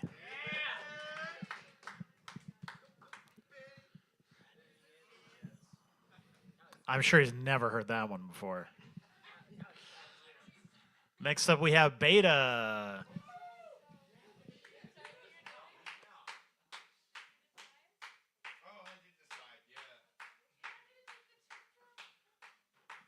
How's it going, guys? How we doing? How we feeling? Let me hear it. How we feeling? Let me hear it from you guys. Okay, we got some applause. I wasn't sure what I was doing tonight. I signed up as music at first because that's generally my go-to when I don't know what I'm doing. And sometimes I decide on comedy or poetry instead. And tonight's gonna be, it looks like comedy and maybe both. I don't know. I guess we'll see what happens. But for right now, we're gonna start with comedy. I know Joey Bag of Donuts was up here before. He was talking about oatmeal at McDonald's, which is wild to me. I've never heard of that shit. But to be fair, I'm never awake before 11 a.m. And when I am, I can't afford McDonald's, so I don't know. I gotta see if it's better than Quaker, though. I gotta check it out. You know, the OG. You know, I gotta see if it's better. I think I got raped by a balloon enthusiast tonight. I'm not really sure what happened. I know I consented on camera, but it still felt wrong. He was the only one that was able to make them squeak. I think that's why it felt wrong. Billy, he tried to make a joke about my beard and made the owner of the entire business walk out the door. And he derailed my relationship and this business in one joke. So good job, Billy. You did a great job tonight. I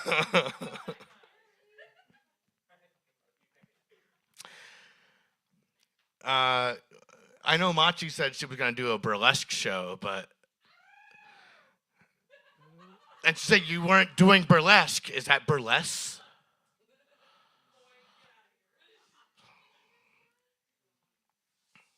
All right. That's enough of directed stuff. I'm gonna go into some other content, and I've already apologized ahead of time, so we're just gonna go for it. So, Dr. Seuss died in 1991, right? And we're still trying to cancel him now. I'm not a fan of gang violence, but Redfish, Bluefish is one of my favorite books.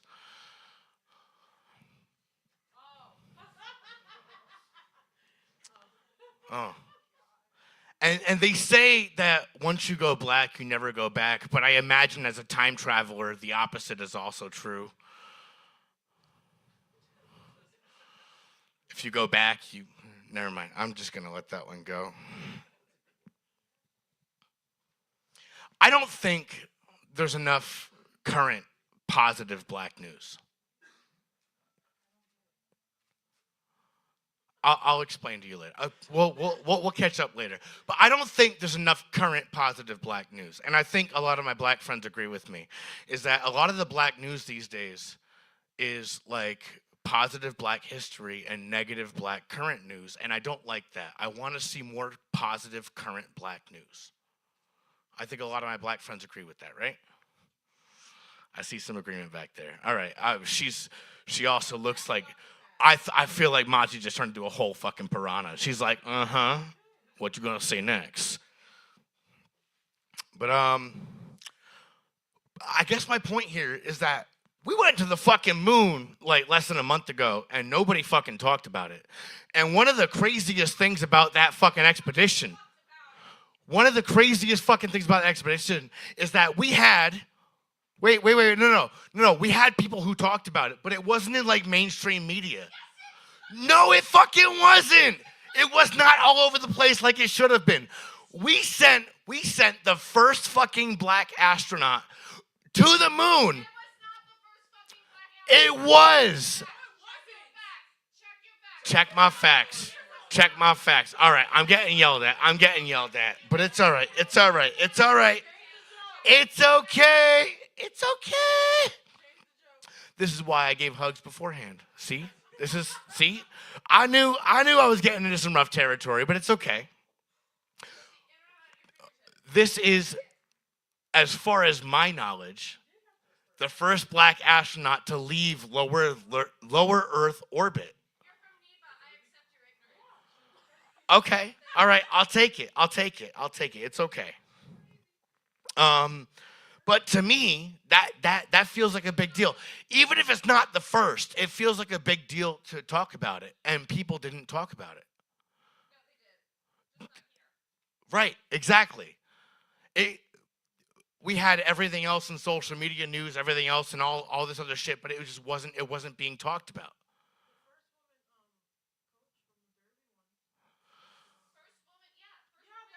All right. See?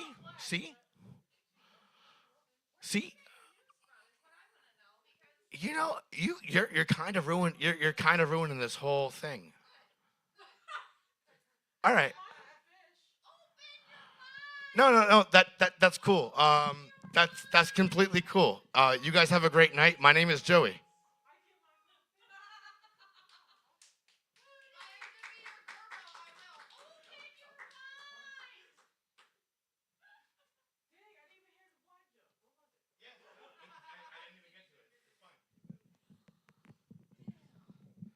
And next up, we have Taya.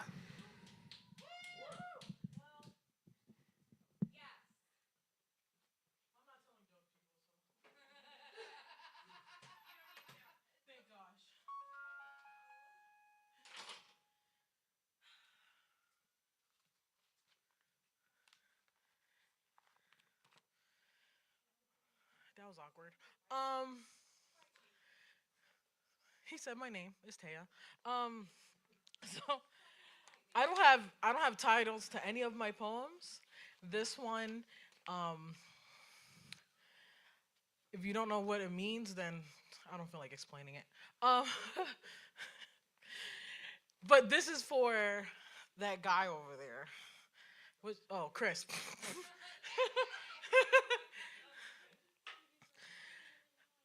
Submitting to you means more than just listening to your demands or giving you my body, time, and energy. Submitting means I finally feel safe. Submitting means I can finally stop being so independent. Submitting means I get to relax my mind because I'm so tired of being an independent woman.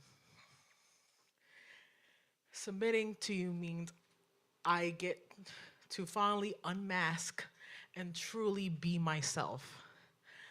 I am so happy to submit my body, soul, and energy to you, my love, my dom, and my everything.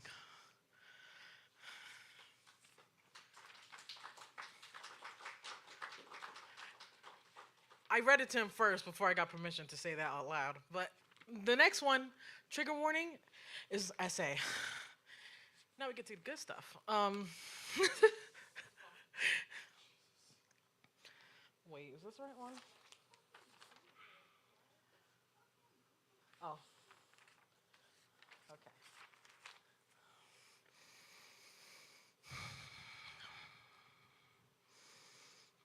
It happens. I tried to tell, but no one believed me. I was too ugly or too fat. He said he was the first black astronaut in space, which is incorrect. It Talking about the first black. He said the first black astronaut in space.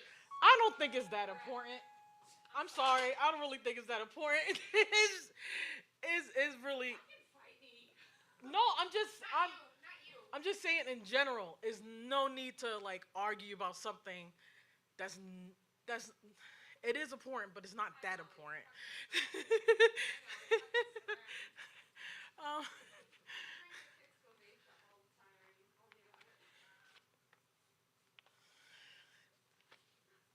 I don't think I can do this no more. I want to hear your poems, Taya.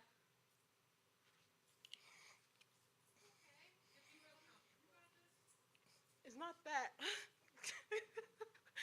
I didn't like the yelling. And I have CPTSD from yelling. So I'm just.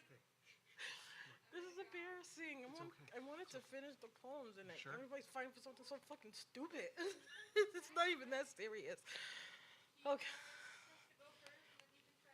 Mm-hmm. Thank you guys. I'm sorry. It's okay.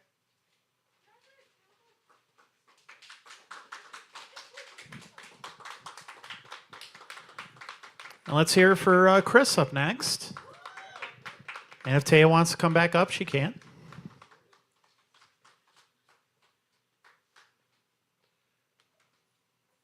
Well, okay.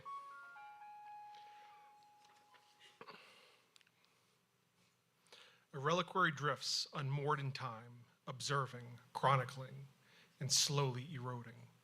Attrition is patient. Anguish is meticulous. They steal fragments without ceremony. Loss accrues in silence. Grief offers no ledger. Shards vanish devoid of remark. But every now and then, hope rears her head, unbidden, radiant, impossible. A flicker within the encroaching void. Desperate for salvation and succor, it casts rent fragments into the abyssal plain, all for the promise of reprieve. Abutting the threshold, mounting for the final effort, hope dissipates, another mirage. Music dulls to memory, color drains to ash. Purpose fractures painfully, forgetting its form, and all returns to ruination. Hope is the lie told to keep moving, despite reality. But in the end, what choice is there but to endure? And maybe, one day, reach again.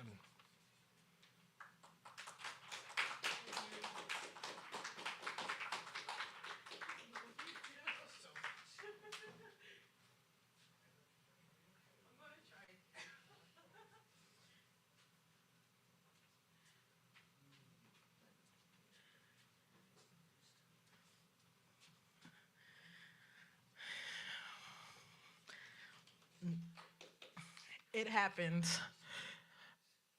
I tried to tell, but no one would believe me. I was too ugly or too fat. It happened, but this time I didn't tell nobody. It happens, but it's okay. Stuff happens. I'll be fine. It happens, but he said he cared and loved me, so it's okay.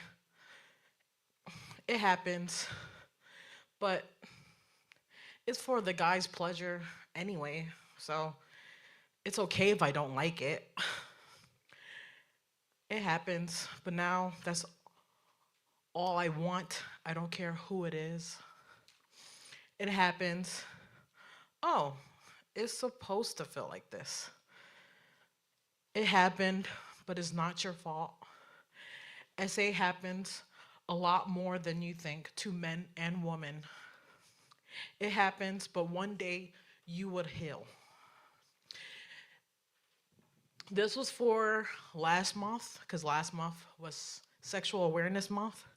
I wasn't able to do any of the open mics because a lot happened last month. But I just want to spread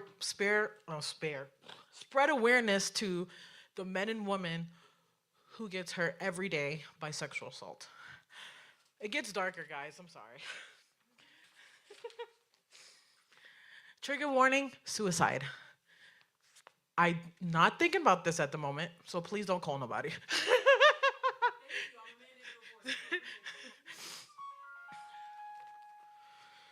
Useless, worthless. Do it. Crybaby, emotional. Do it. You ruin everything. You don't deserve life. Do it. The whispers getting stronger, the thoughts are becoming more real. You start feeling happier about the thoughts. Do it. Just kill yourself. Come on. No one would really miss you. Stronger. The voices become stronger. The thoughts become stronger. Everything becomes a weapon. I try, I attempt, I fail. I'll just have to try again later. Oh, that's it. I'm done.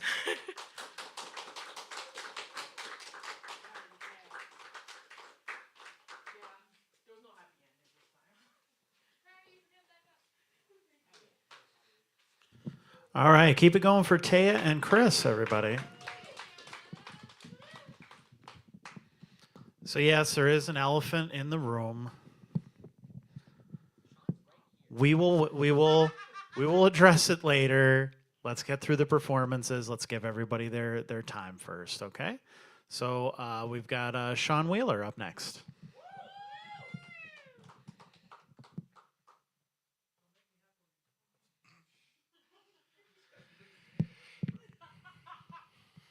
We can address it now.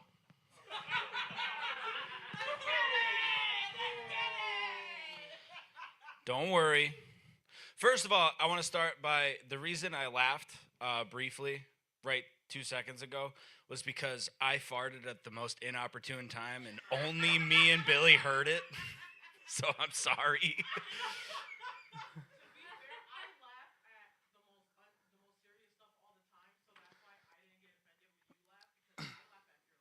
No, yeah, it's me too. No, I totally just ripped one and then we tried to hold it back so hard. It was the worst. I'm glad I got that off my chest and out of my bowels. I'm gonna address the other animal. Elephant. Yes, one of them. Elephants are animals. To be fair, I'm gonna address the other one in the room too. I'm not gonna talk about anything like that tonight. I don't have any material on astronauts, so don't worry. I know that's a tough subject for everybody here to talk about space. I don't even want to say the word, honestly. I am ashamed. Anyway, I will talk. I'm going to talk about something else. I found out recently that I have a food allergy. Anybody else? What do you got? Pineapples.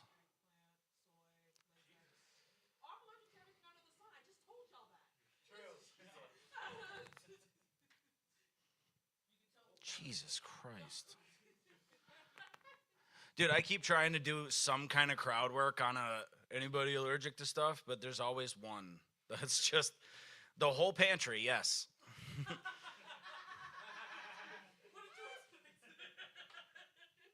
Don't give me anything, but damn it, astronauts. What astronauts eat? I brought them up. I'm sorry. Yeah. Some freeze dry. All right. Well, I found out I have a shellfish allergy. Well, I didn't know it, but I found this out. All right, so like this is a journey. I went to it was a hibachi place, and I was getting like the lobster and the steak combo type of deal. And I would always leave with like a numb face, like my face is all tingly, and I'm like, this place is the fucking best. I love whatever's in that broth. I'm gonna have 2 next time. You know what I mean? And then I went to a different restaurant, and they had bigger lobster tails, and that's when my throat was starting to shut. So up until then, I was microdosing anaphylaxis. You guys ever do Annie? Yeah. Little 3-way, little crossfading Annie and Saki. You know what I'm saying? It's a great time. It's actually, honestly, I'm part of like 2% of the United States that can get high on that, and it's the best. Sorry. It was honestly, I should carry around like an EpiPen, like Narcan. You know what I mean? Just bring me back real quick. Yeah. Just a thought. Is that a touchy? Why are people like, whoa, he said that? He said, is it scary? I liked a little bit of it. You know what I mean? The throat goat? It would make it tighter a little bit, I guess, right? You'd have to really push to get in there.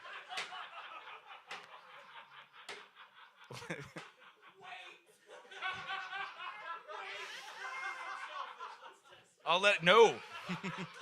I'm also allergic to latex. No, I was kidding. That's a balloon. I feel sorry for you. You can't have, you only get unprotected sex then, huh? I shouldn't have said that. Why did I say that? I was like, oh, yeah, latex. The next thing is definitely sex, for sure. It shouldn't be. Why did I say that? Somebody's going to watch this and think, like, what the hell's wrong? Right? That latex condoms. I guess you can fuck with other animal skin or whatever, but I feel like that's weird.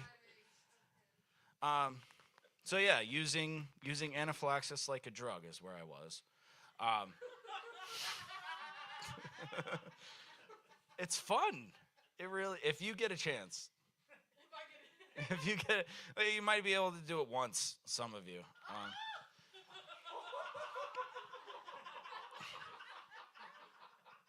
Just saying.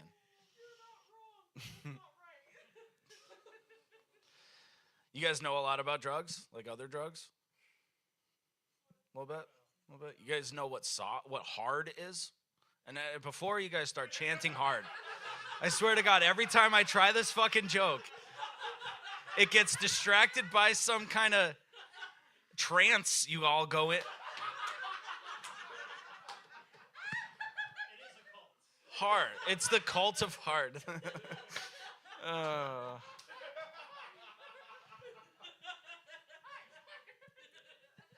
So it turns out hard is crack. Now, I didn't know this at the time. When my buddy asked me where he can get hard, I'm like, just like you, I'm like, I know a good strip club down the road, yeah? They don't even get mad at you. You can get hard as fuck there, dude. You know? Turns out I was right, because that's where he overdosed. Yeah.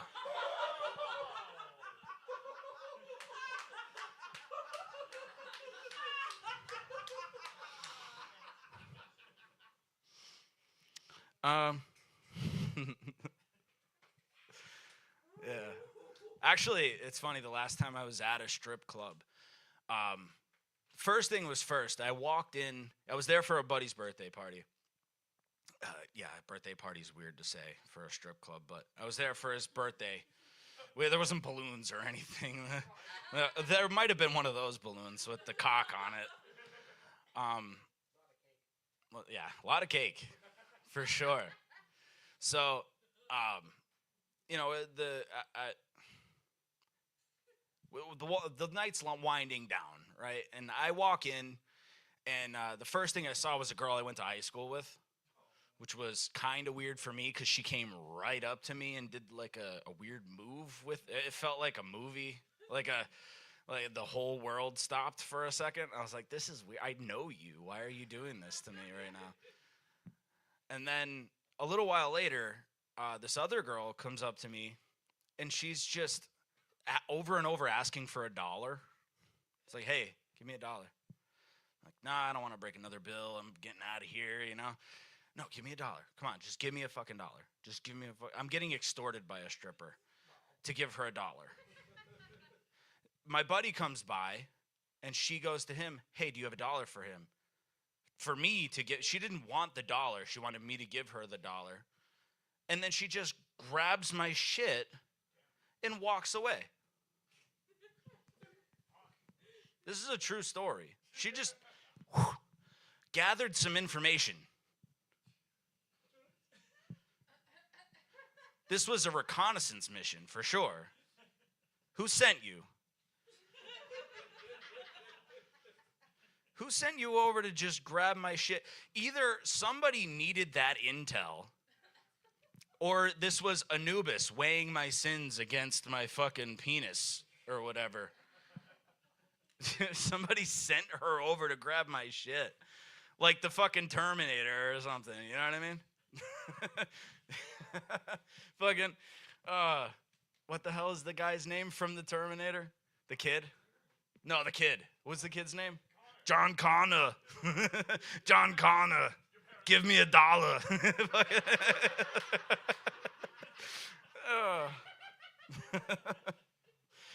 Hasta la vista. I don't know. Anyway, have a good night, guys.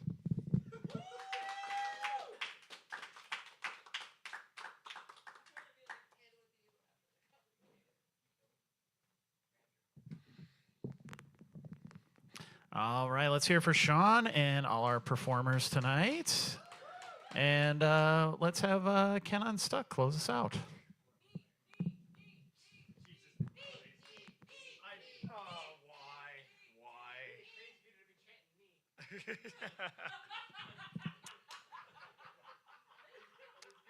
So, hi everybody.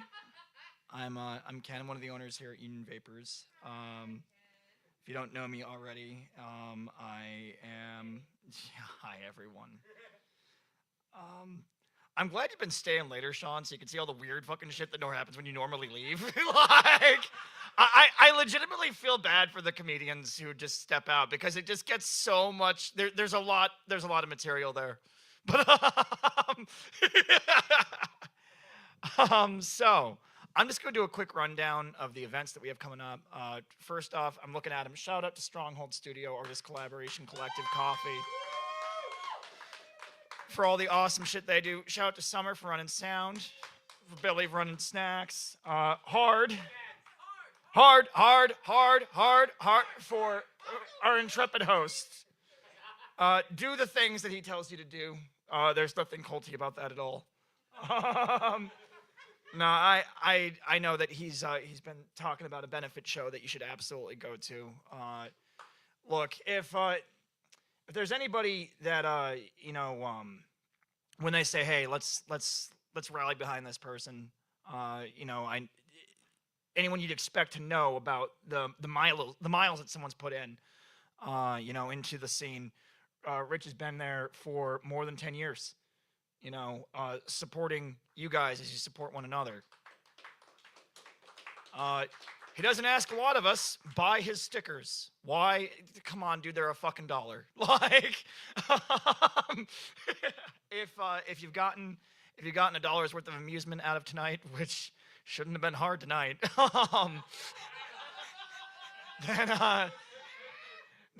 then throw some money in the donation jar for our legal defense.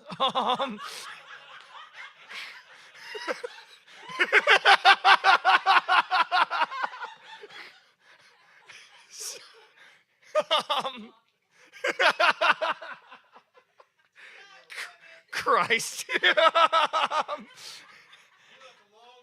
Yeah, right. So, the shows that we've got coming up, you motherfuckers. This Friday, Purple Storm Booking is bringing Clementine from New York. No takebacks and Acid Rat. This Saturday, Jump the Gap is coming back with Rose Amp, Baker Immaculate, Extradrenaline, Doc Noose. May 16th, once again, Jump the Gap. Crease Cooper, Extradrenaline, Gravemaker, DON, and Tay with AO Nick and Big Joe. Sunday, this is actually a really cool show. Squid threw this together for his buddies in the Mesos. It's a little get-together. It's Atari Mari, the Mesos, Wilbur Hood, and Squid Sterling. It's going to be a really fucking good show. It's a homecoming.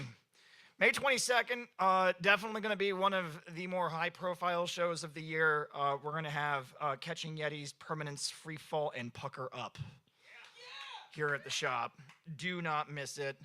May 26th, Ted Hazard is a new fucking band. I told you, Ted, if you're watching the stream, that I would update this flyer, and I have not. I'll do it tomorrow. But along with Debris, Wes Meadows, Squid Sterling, A Constant Murder, and Jerry Fells and the Jerry Fells. And then May 30th, we have Slapjaw coming through with, I believe, Drowning Kelly and Morvain. Morvain is some of the folks from Coppermine on their new project. Then we have a mixed media fantasy pet workshop, a Loud as Hell show, a Diavola booking show. That is I believe, a hardcore show. June 12th, Betty White Devil. Full band. If you never got to hear Betty, right? So if you never got to hear Betty White Devil full band live, which I haven't, absolutely come on out. I'll tell you, as an acoustic solo act, absolutely phenomenal shit. And then Jump the Gap comes back for June 13th with DLC, Extradrenaline, D-Rob, Dallas, and more. And then June 16th to the 21st, we will not be here. All of this is going to be going to Gilbert, Pennsylvania for Camp Punksylvania. And that's going to be 3 freaking days of like 55 fucking bands and Malort and Heat Exhaustion and punk music and alternative economies and spike mohawks and concussions and baby goats and summer running sound. And the Union Vapors traveling backlining one of the stages at Camp Punks because we're just punk rock anarchy like that. So I don't know what Rich is gonna say, but I just want to throw something out there real quick. I love all you poor demented bastards, and it works out because I'm fucking stuck with you all. Without further ado, I'm going to hand it on over to Rich House.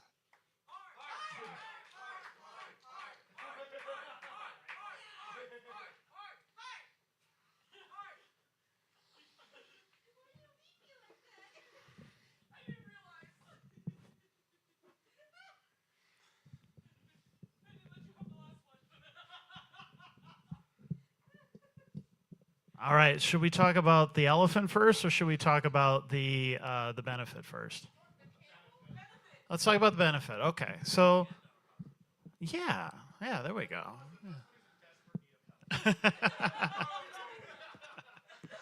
All right. So what I want to say about Dan, and I will talk about him more in the next couple of weeks to kind of get you kind of up to speed on why we're doing that and everything like that. Because, we, NEPA Scene really covers shows. We don't really put on a ton of shows. We'll do, we do have a super secret, don't tell anybody, 12th anniversary show at the V Spot this year. That's going to be cool. That will be many, many months down the road, so not any time soon. So usually we do those like fundraiser shows and stuff like that to keep NEPA Scene going. And so in Dan's case, it was kind of a particular case because so from my perspective, I was a reporter for 2 years in newspapers, and I was another 2 years at the Weekender. And then I launched NEPA Scene 11 years ago, and it'll be 12 years in September. So I've kind of seen a lot of different people come and go out of the scene and stuff like that. And when we started doing the open mics, which was right when we started NEPA Scene, like literally a month after we launched the site, we started doing the open mics right away. And the biggest supporters right away were the comedians, because the comedians really didn't have a lot of other places to go, so they all really got together as a group and really showed up at those early mics and really made them what they were. So, and it was great for me too, because I had interviewed some local comedians before, but I didn't realize like how many of them were actually out there and what that scene was like and everything. So it was a good education for me too, because then I got to know these people and hang out with them and see what they, each one of them was bringing to the table, and they all have different senses of humor and stuff like that. And so Dan in particular was a really good standout, really, really funny guy. Him and Zach Hammond became buddies. If you guys know Zach Hammond, they went on tour together and stuff. So he had some experience, kind of getting out there and that sort of thing. And then he's just kind of dealt with like one blow after the other. His parents passed, his relatives passed. So the guy really doesn't have too much, if not any, family left, which is tough in and of itself.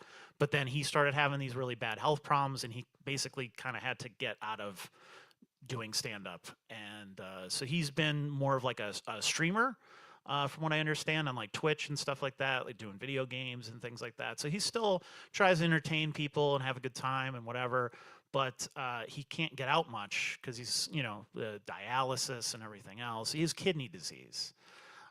So he's been through a lot. So really the first thing we wanted to do was like, let's raise some money for him to get out of all of the awful medical debt that you get, because we have such a wonderful country that's run so well that's a thing. But on top of that, just to kind of make him feel good again, like hang out with the comedians like we all used to get together and that sort of thing, and just laugh, and he's got a great sense of humor about it. So I'm sure some of the comedians will poke fun at him for feeling the way that he does, or going through everything that he's going through, and he will enjoy the hell out of it, knowing his sense of humor. So I'm looking forward to that a lot. So I'm hoping that over the next couple of weeks, if I talk about it enough, of my NEPA Scene regulars will come out and support Dan, and we'll have basket raffles and stuff too, if you want to throw a couple bucks in to win some cool stuff from some local businesses. If you guys know any local businesses would like to donate anything, baskets, gift cards, any of that kind of stuff, we'll definitely be asking around over the next few weeks. But that's Sunday, May 31st. We're doing it at Voodoo Brewing in Scranton, because that whole crowd also hang out at a little bar called the Keys in downtown Scranton that is no longer there, unfortunately. But those who have been around long enough might remember the Keys, and the Keys was another really great place where they had their own tons of events there, pretty much every night of the week in some form or another. And Jen, who runs that, works at Voodoo now.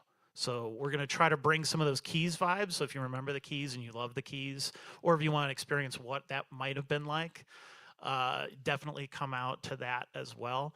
I don't know if she'll be cooking this time around, more probably just bartending, but definitely we'll try to bring some of those vibes back as well. So should be a really good time. We're going to have lots of stand-up comedians, including some that are here in the room tonight, which we appreciate. So we're going to try and really pack it with comedians, but we're also going to have, so we're going to do a couple of let the comedians do kind of the first hour and a half or so, and then we'll take a break with some music. And because Dan is a big fan of wrestling, we're going to have Smashmaster Wrestling show up. They've done some stuff here. They've done some stuff at Voodoo before. So they're going to do a no-ring match while the band plays. So you get a little bit of wrestling, a little bit of live music. We're going to have Duds, Ibes, and Squid Sterling will play. And so that's going to be a lot of fun. I know Duds was a big fan of the Keys as well. He was there all the time. So his band E57 used to play there all the time. I always joke that they were the house band at the Keys because they just played there so much. So that's going to be a lot of fun. And then we'll after that band's done and that wrestling match is over, we'll do some more comedians, and then we'll do the other band, the other wrestling, and then kind of finish off the night with maybe like Squid doing the acoustic set or whatever the case is. We're still working out the final details there, but we pretty much have the lineup set. We'll announce that this week and everything. But hope you guys can come out. It'll be 4 to 8 or 4 to 9, depending on how we can get everything in on Sunday, May 31st at Voodoo Brewing in Scranton. Really cool little spot if you haven't been there yet. And usually they close early on Sundays, so we kind of will more or less have the place to ourselves to kind of take over and do what we want with it. So it should be a lot of fun. So yeah, that actually kind of leads into what I wanted to say about how comedy and what people say comes into these open mics.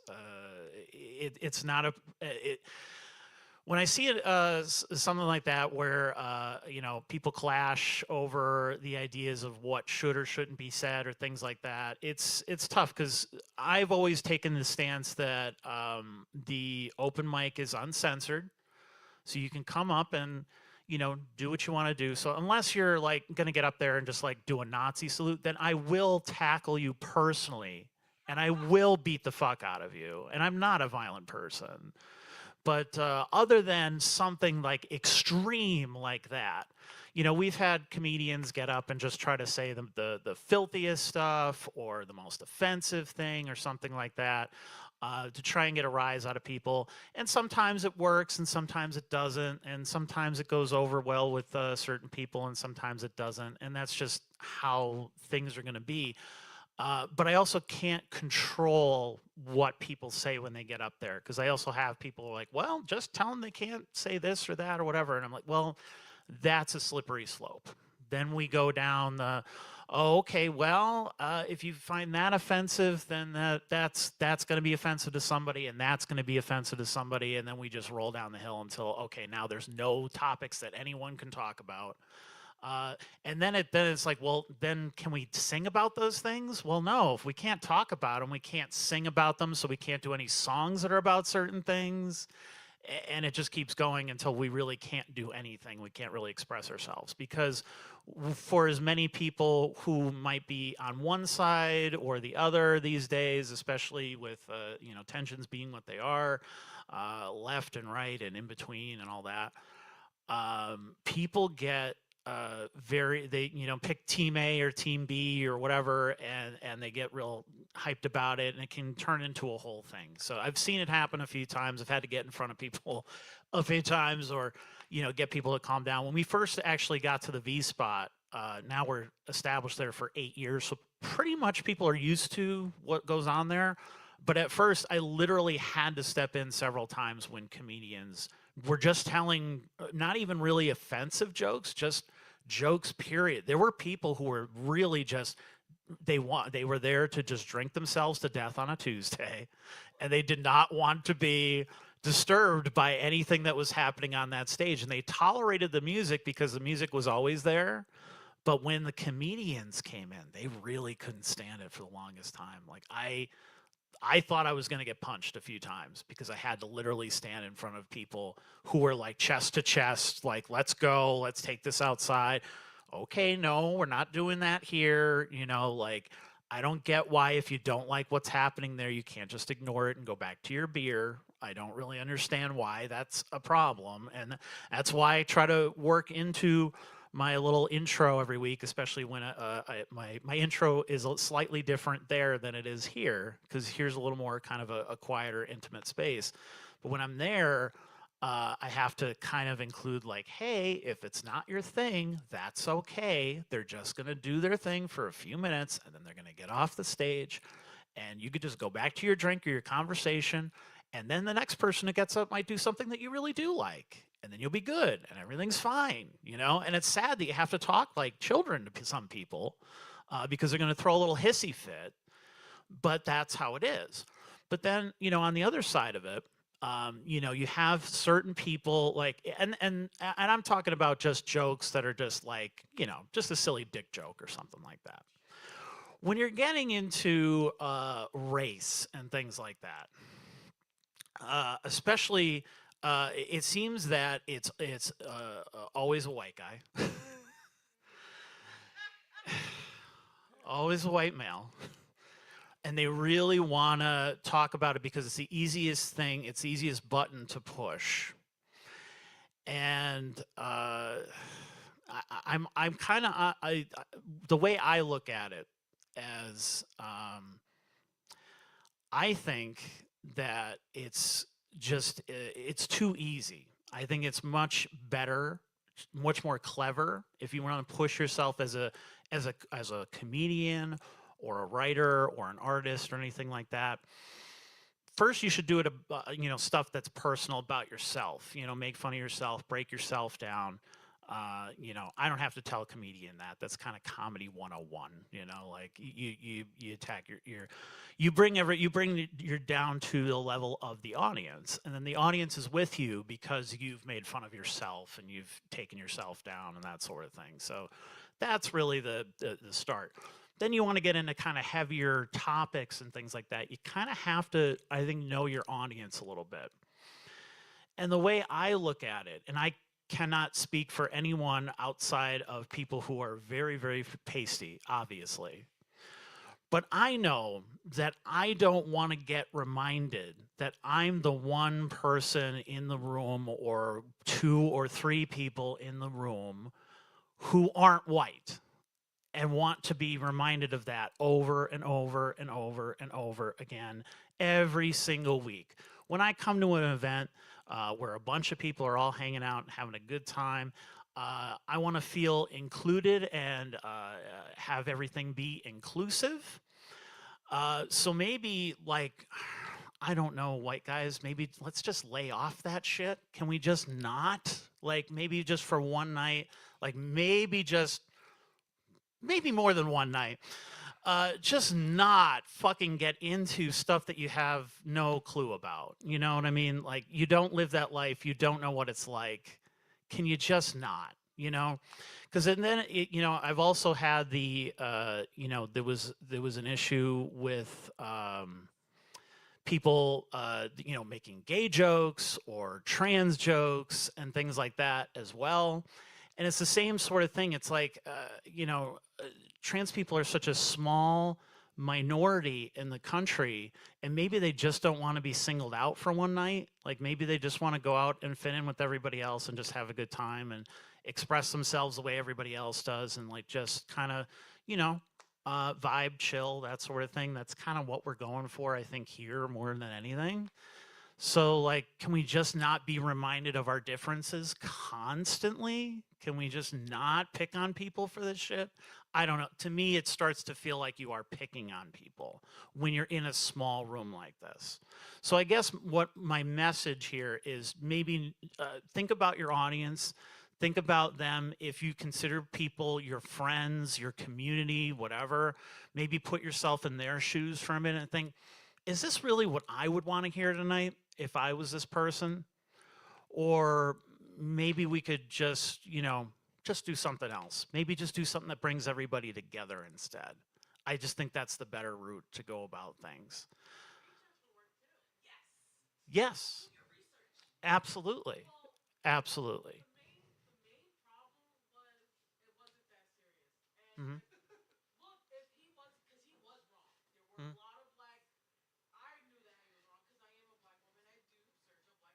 Yeah.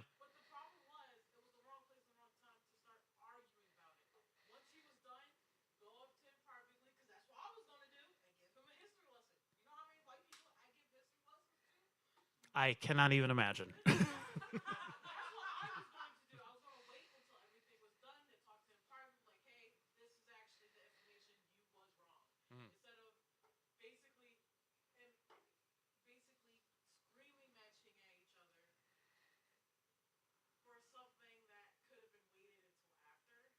Sure.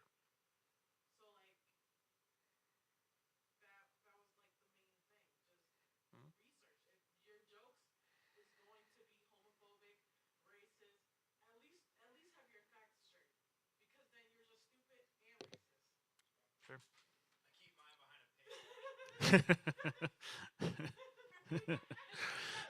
See, here's the thing with the right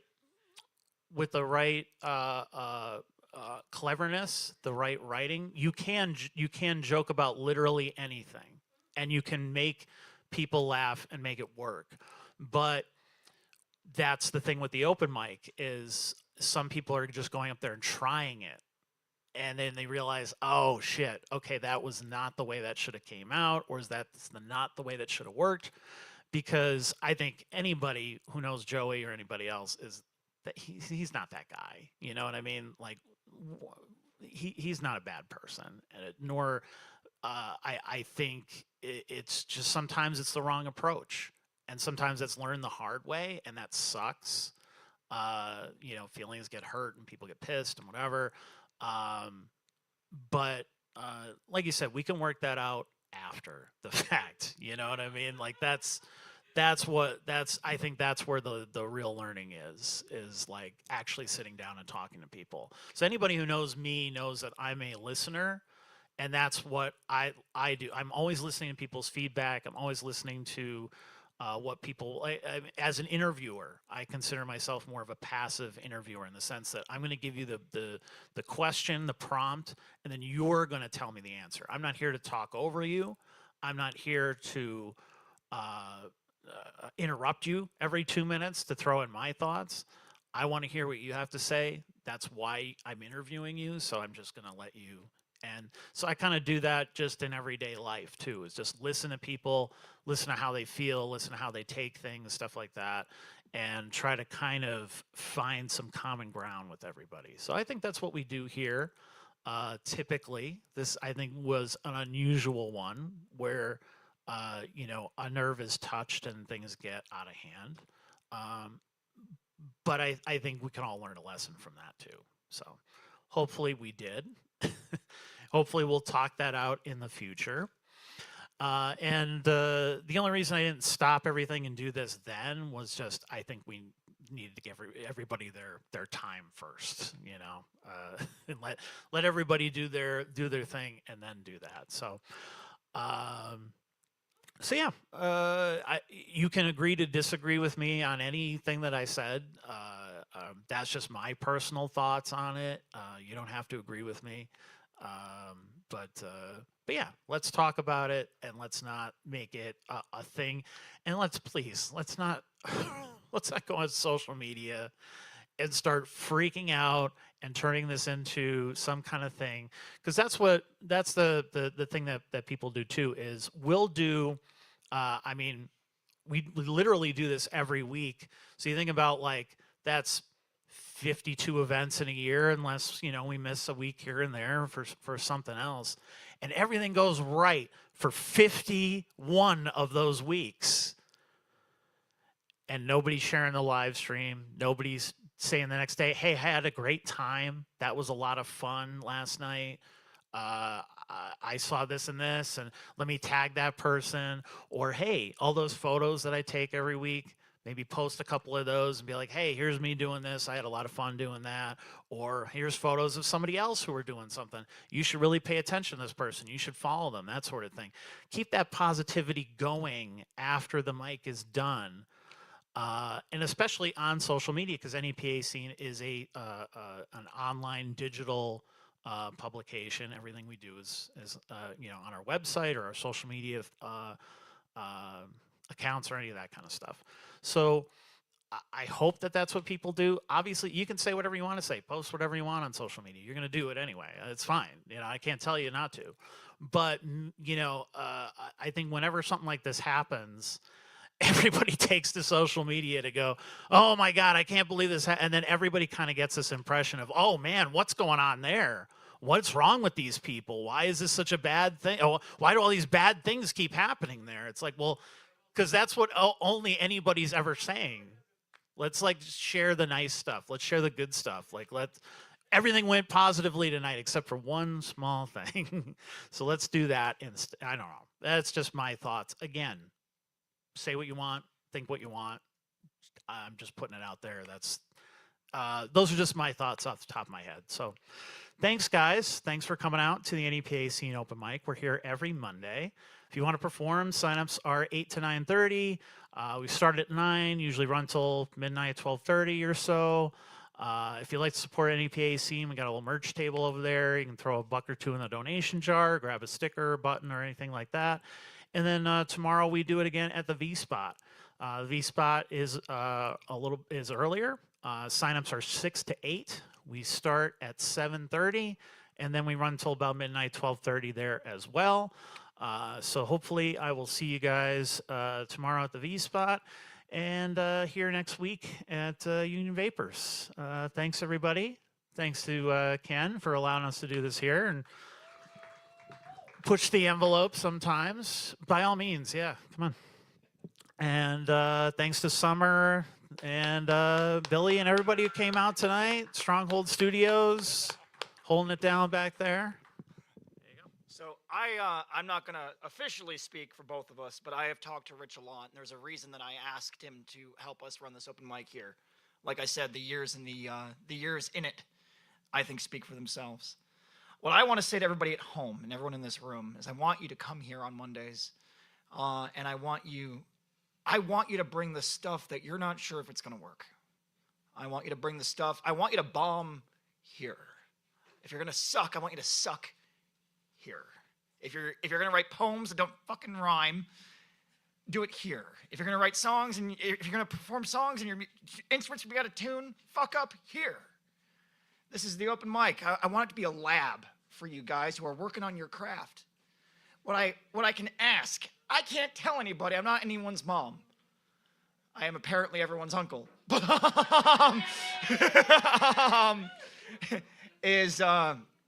I can ask you to be patient with the folks that are here, and to offer constructive feedback to folks. I do think that this is where you hone your craft and where you get better. And if you play out and people are paying their hard-earned cash in this difficult economy, fuck up here. Don't fuck up there. Those people will be pissed. Everybody okay? Cool. Run your drafts here. I want folks, and frankly, this goes beyond the mic. I want folks to be able to have grace with one another, to work with each other in good faith, all that happy crap. And that's all I really have to say about that. Rich absolutely fucking nailed it. That's what we're trying to bring to the mic. This is your guys' mic, all right? So thank you all for coming out. And it's been fucking fantastic seeing y'all. And I guess I'll fucking see you in the papers. But with that, I guess from from the Union Vapors NEPA Scene Open Mic night. Have a good night. Ken Unstuck out.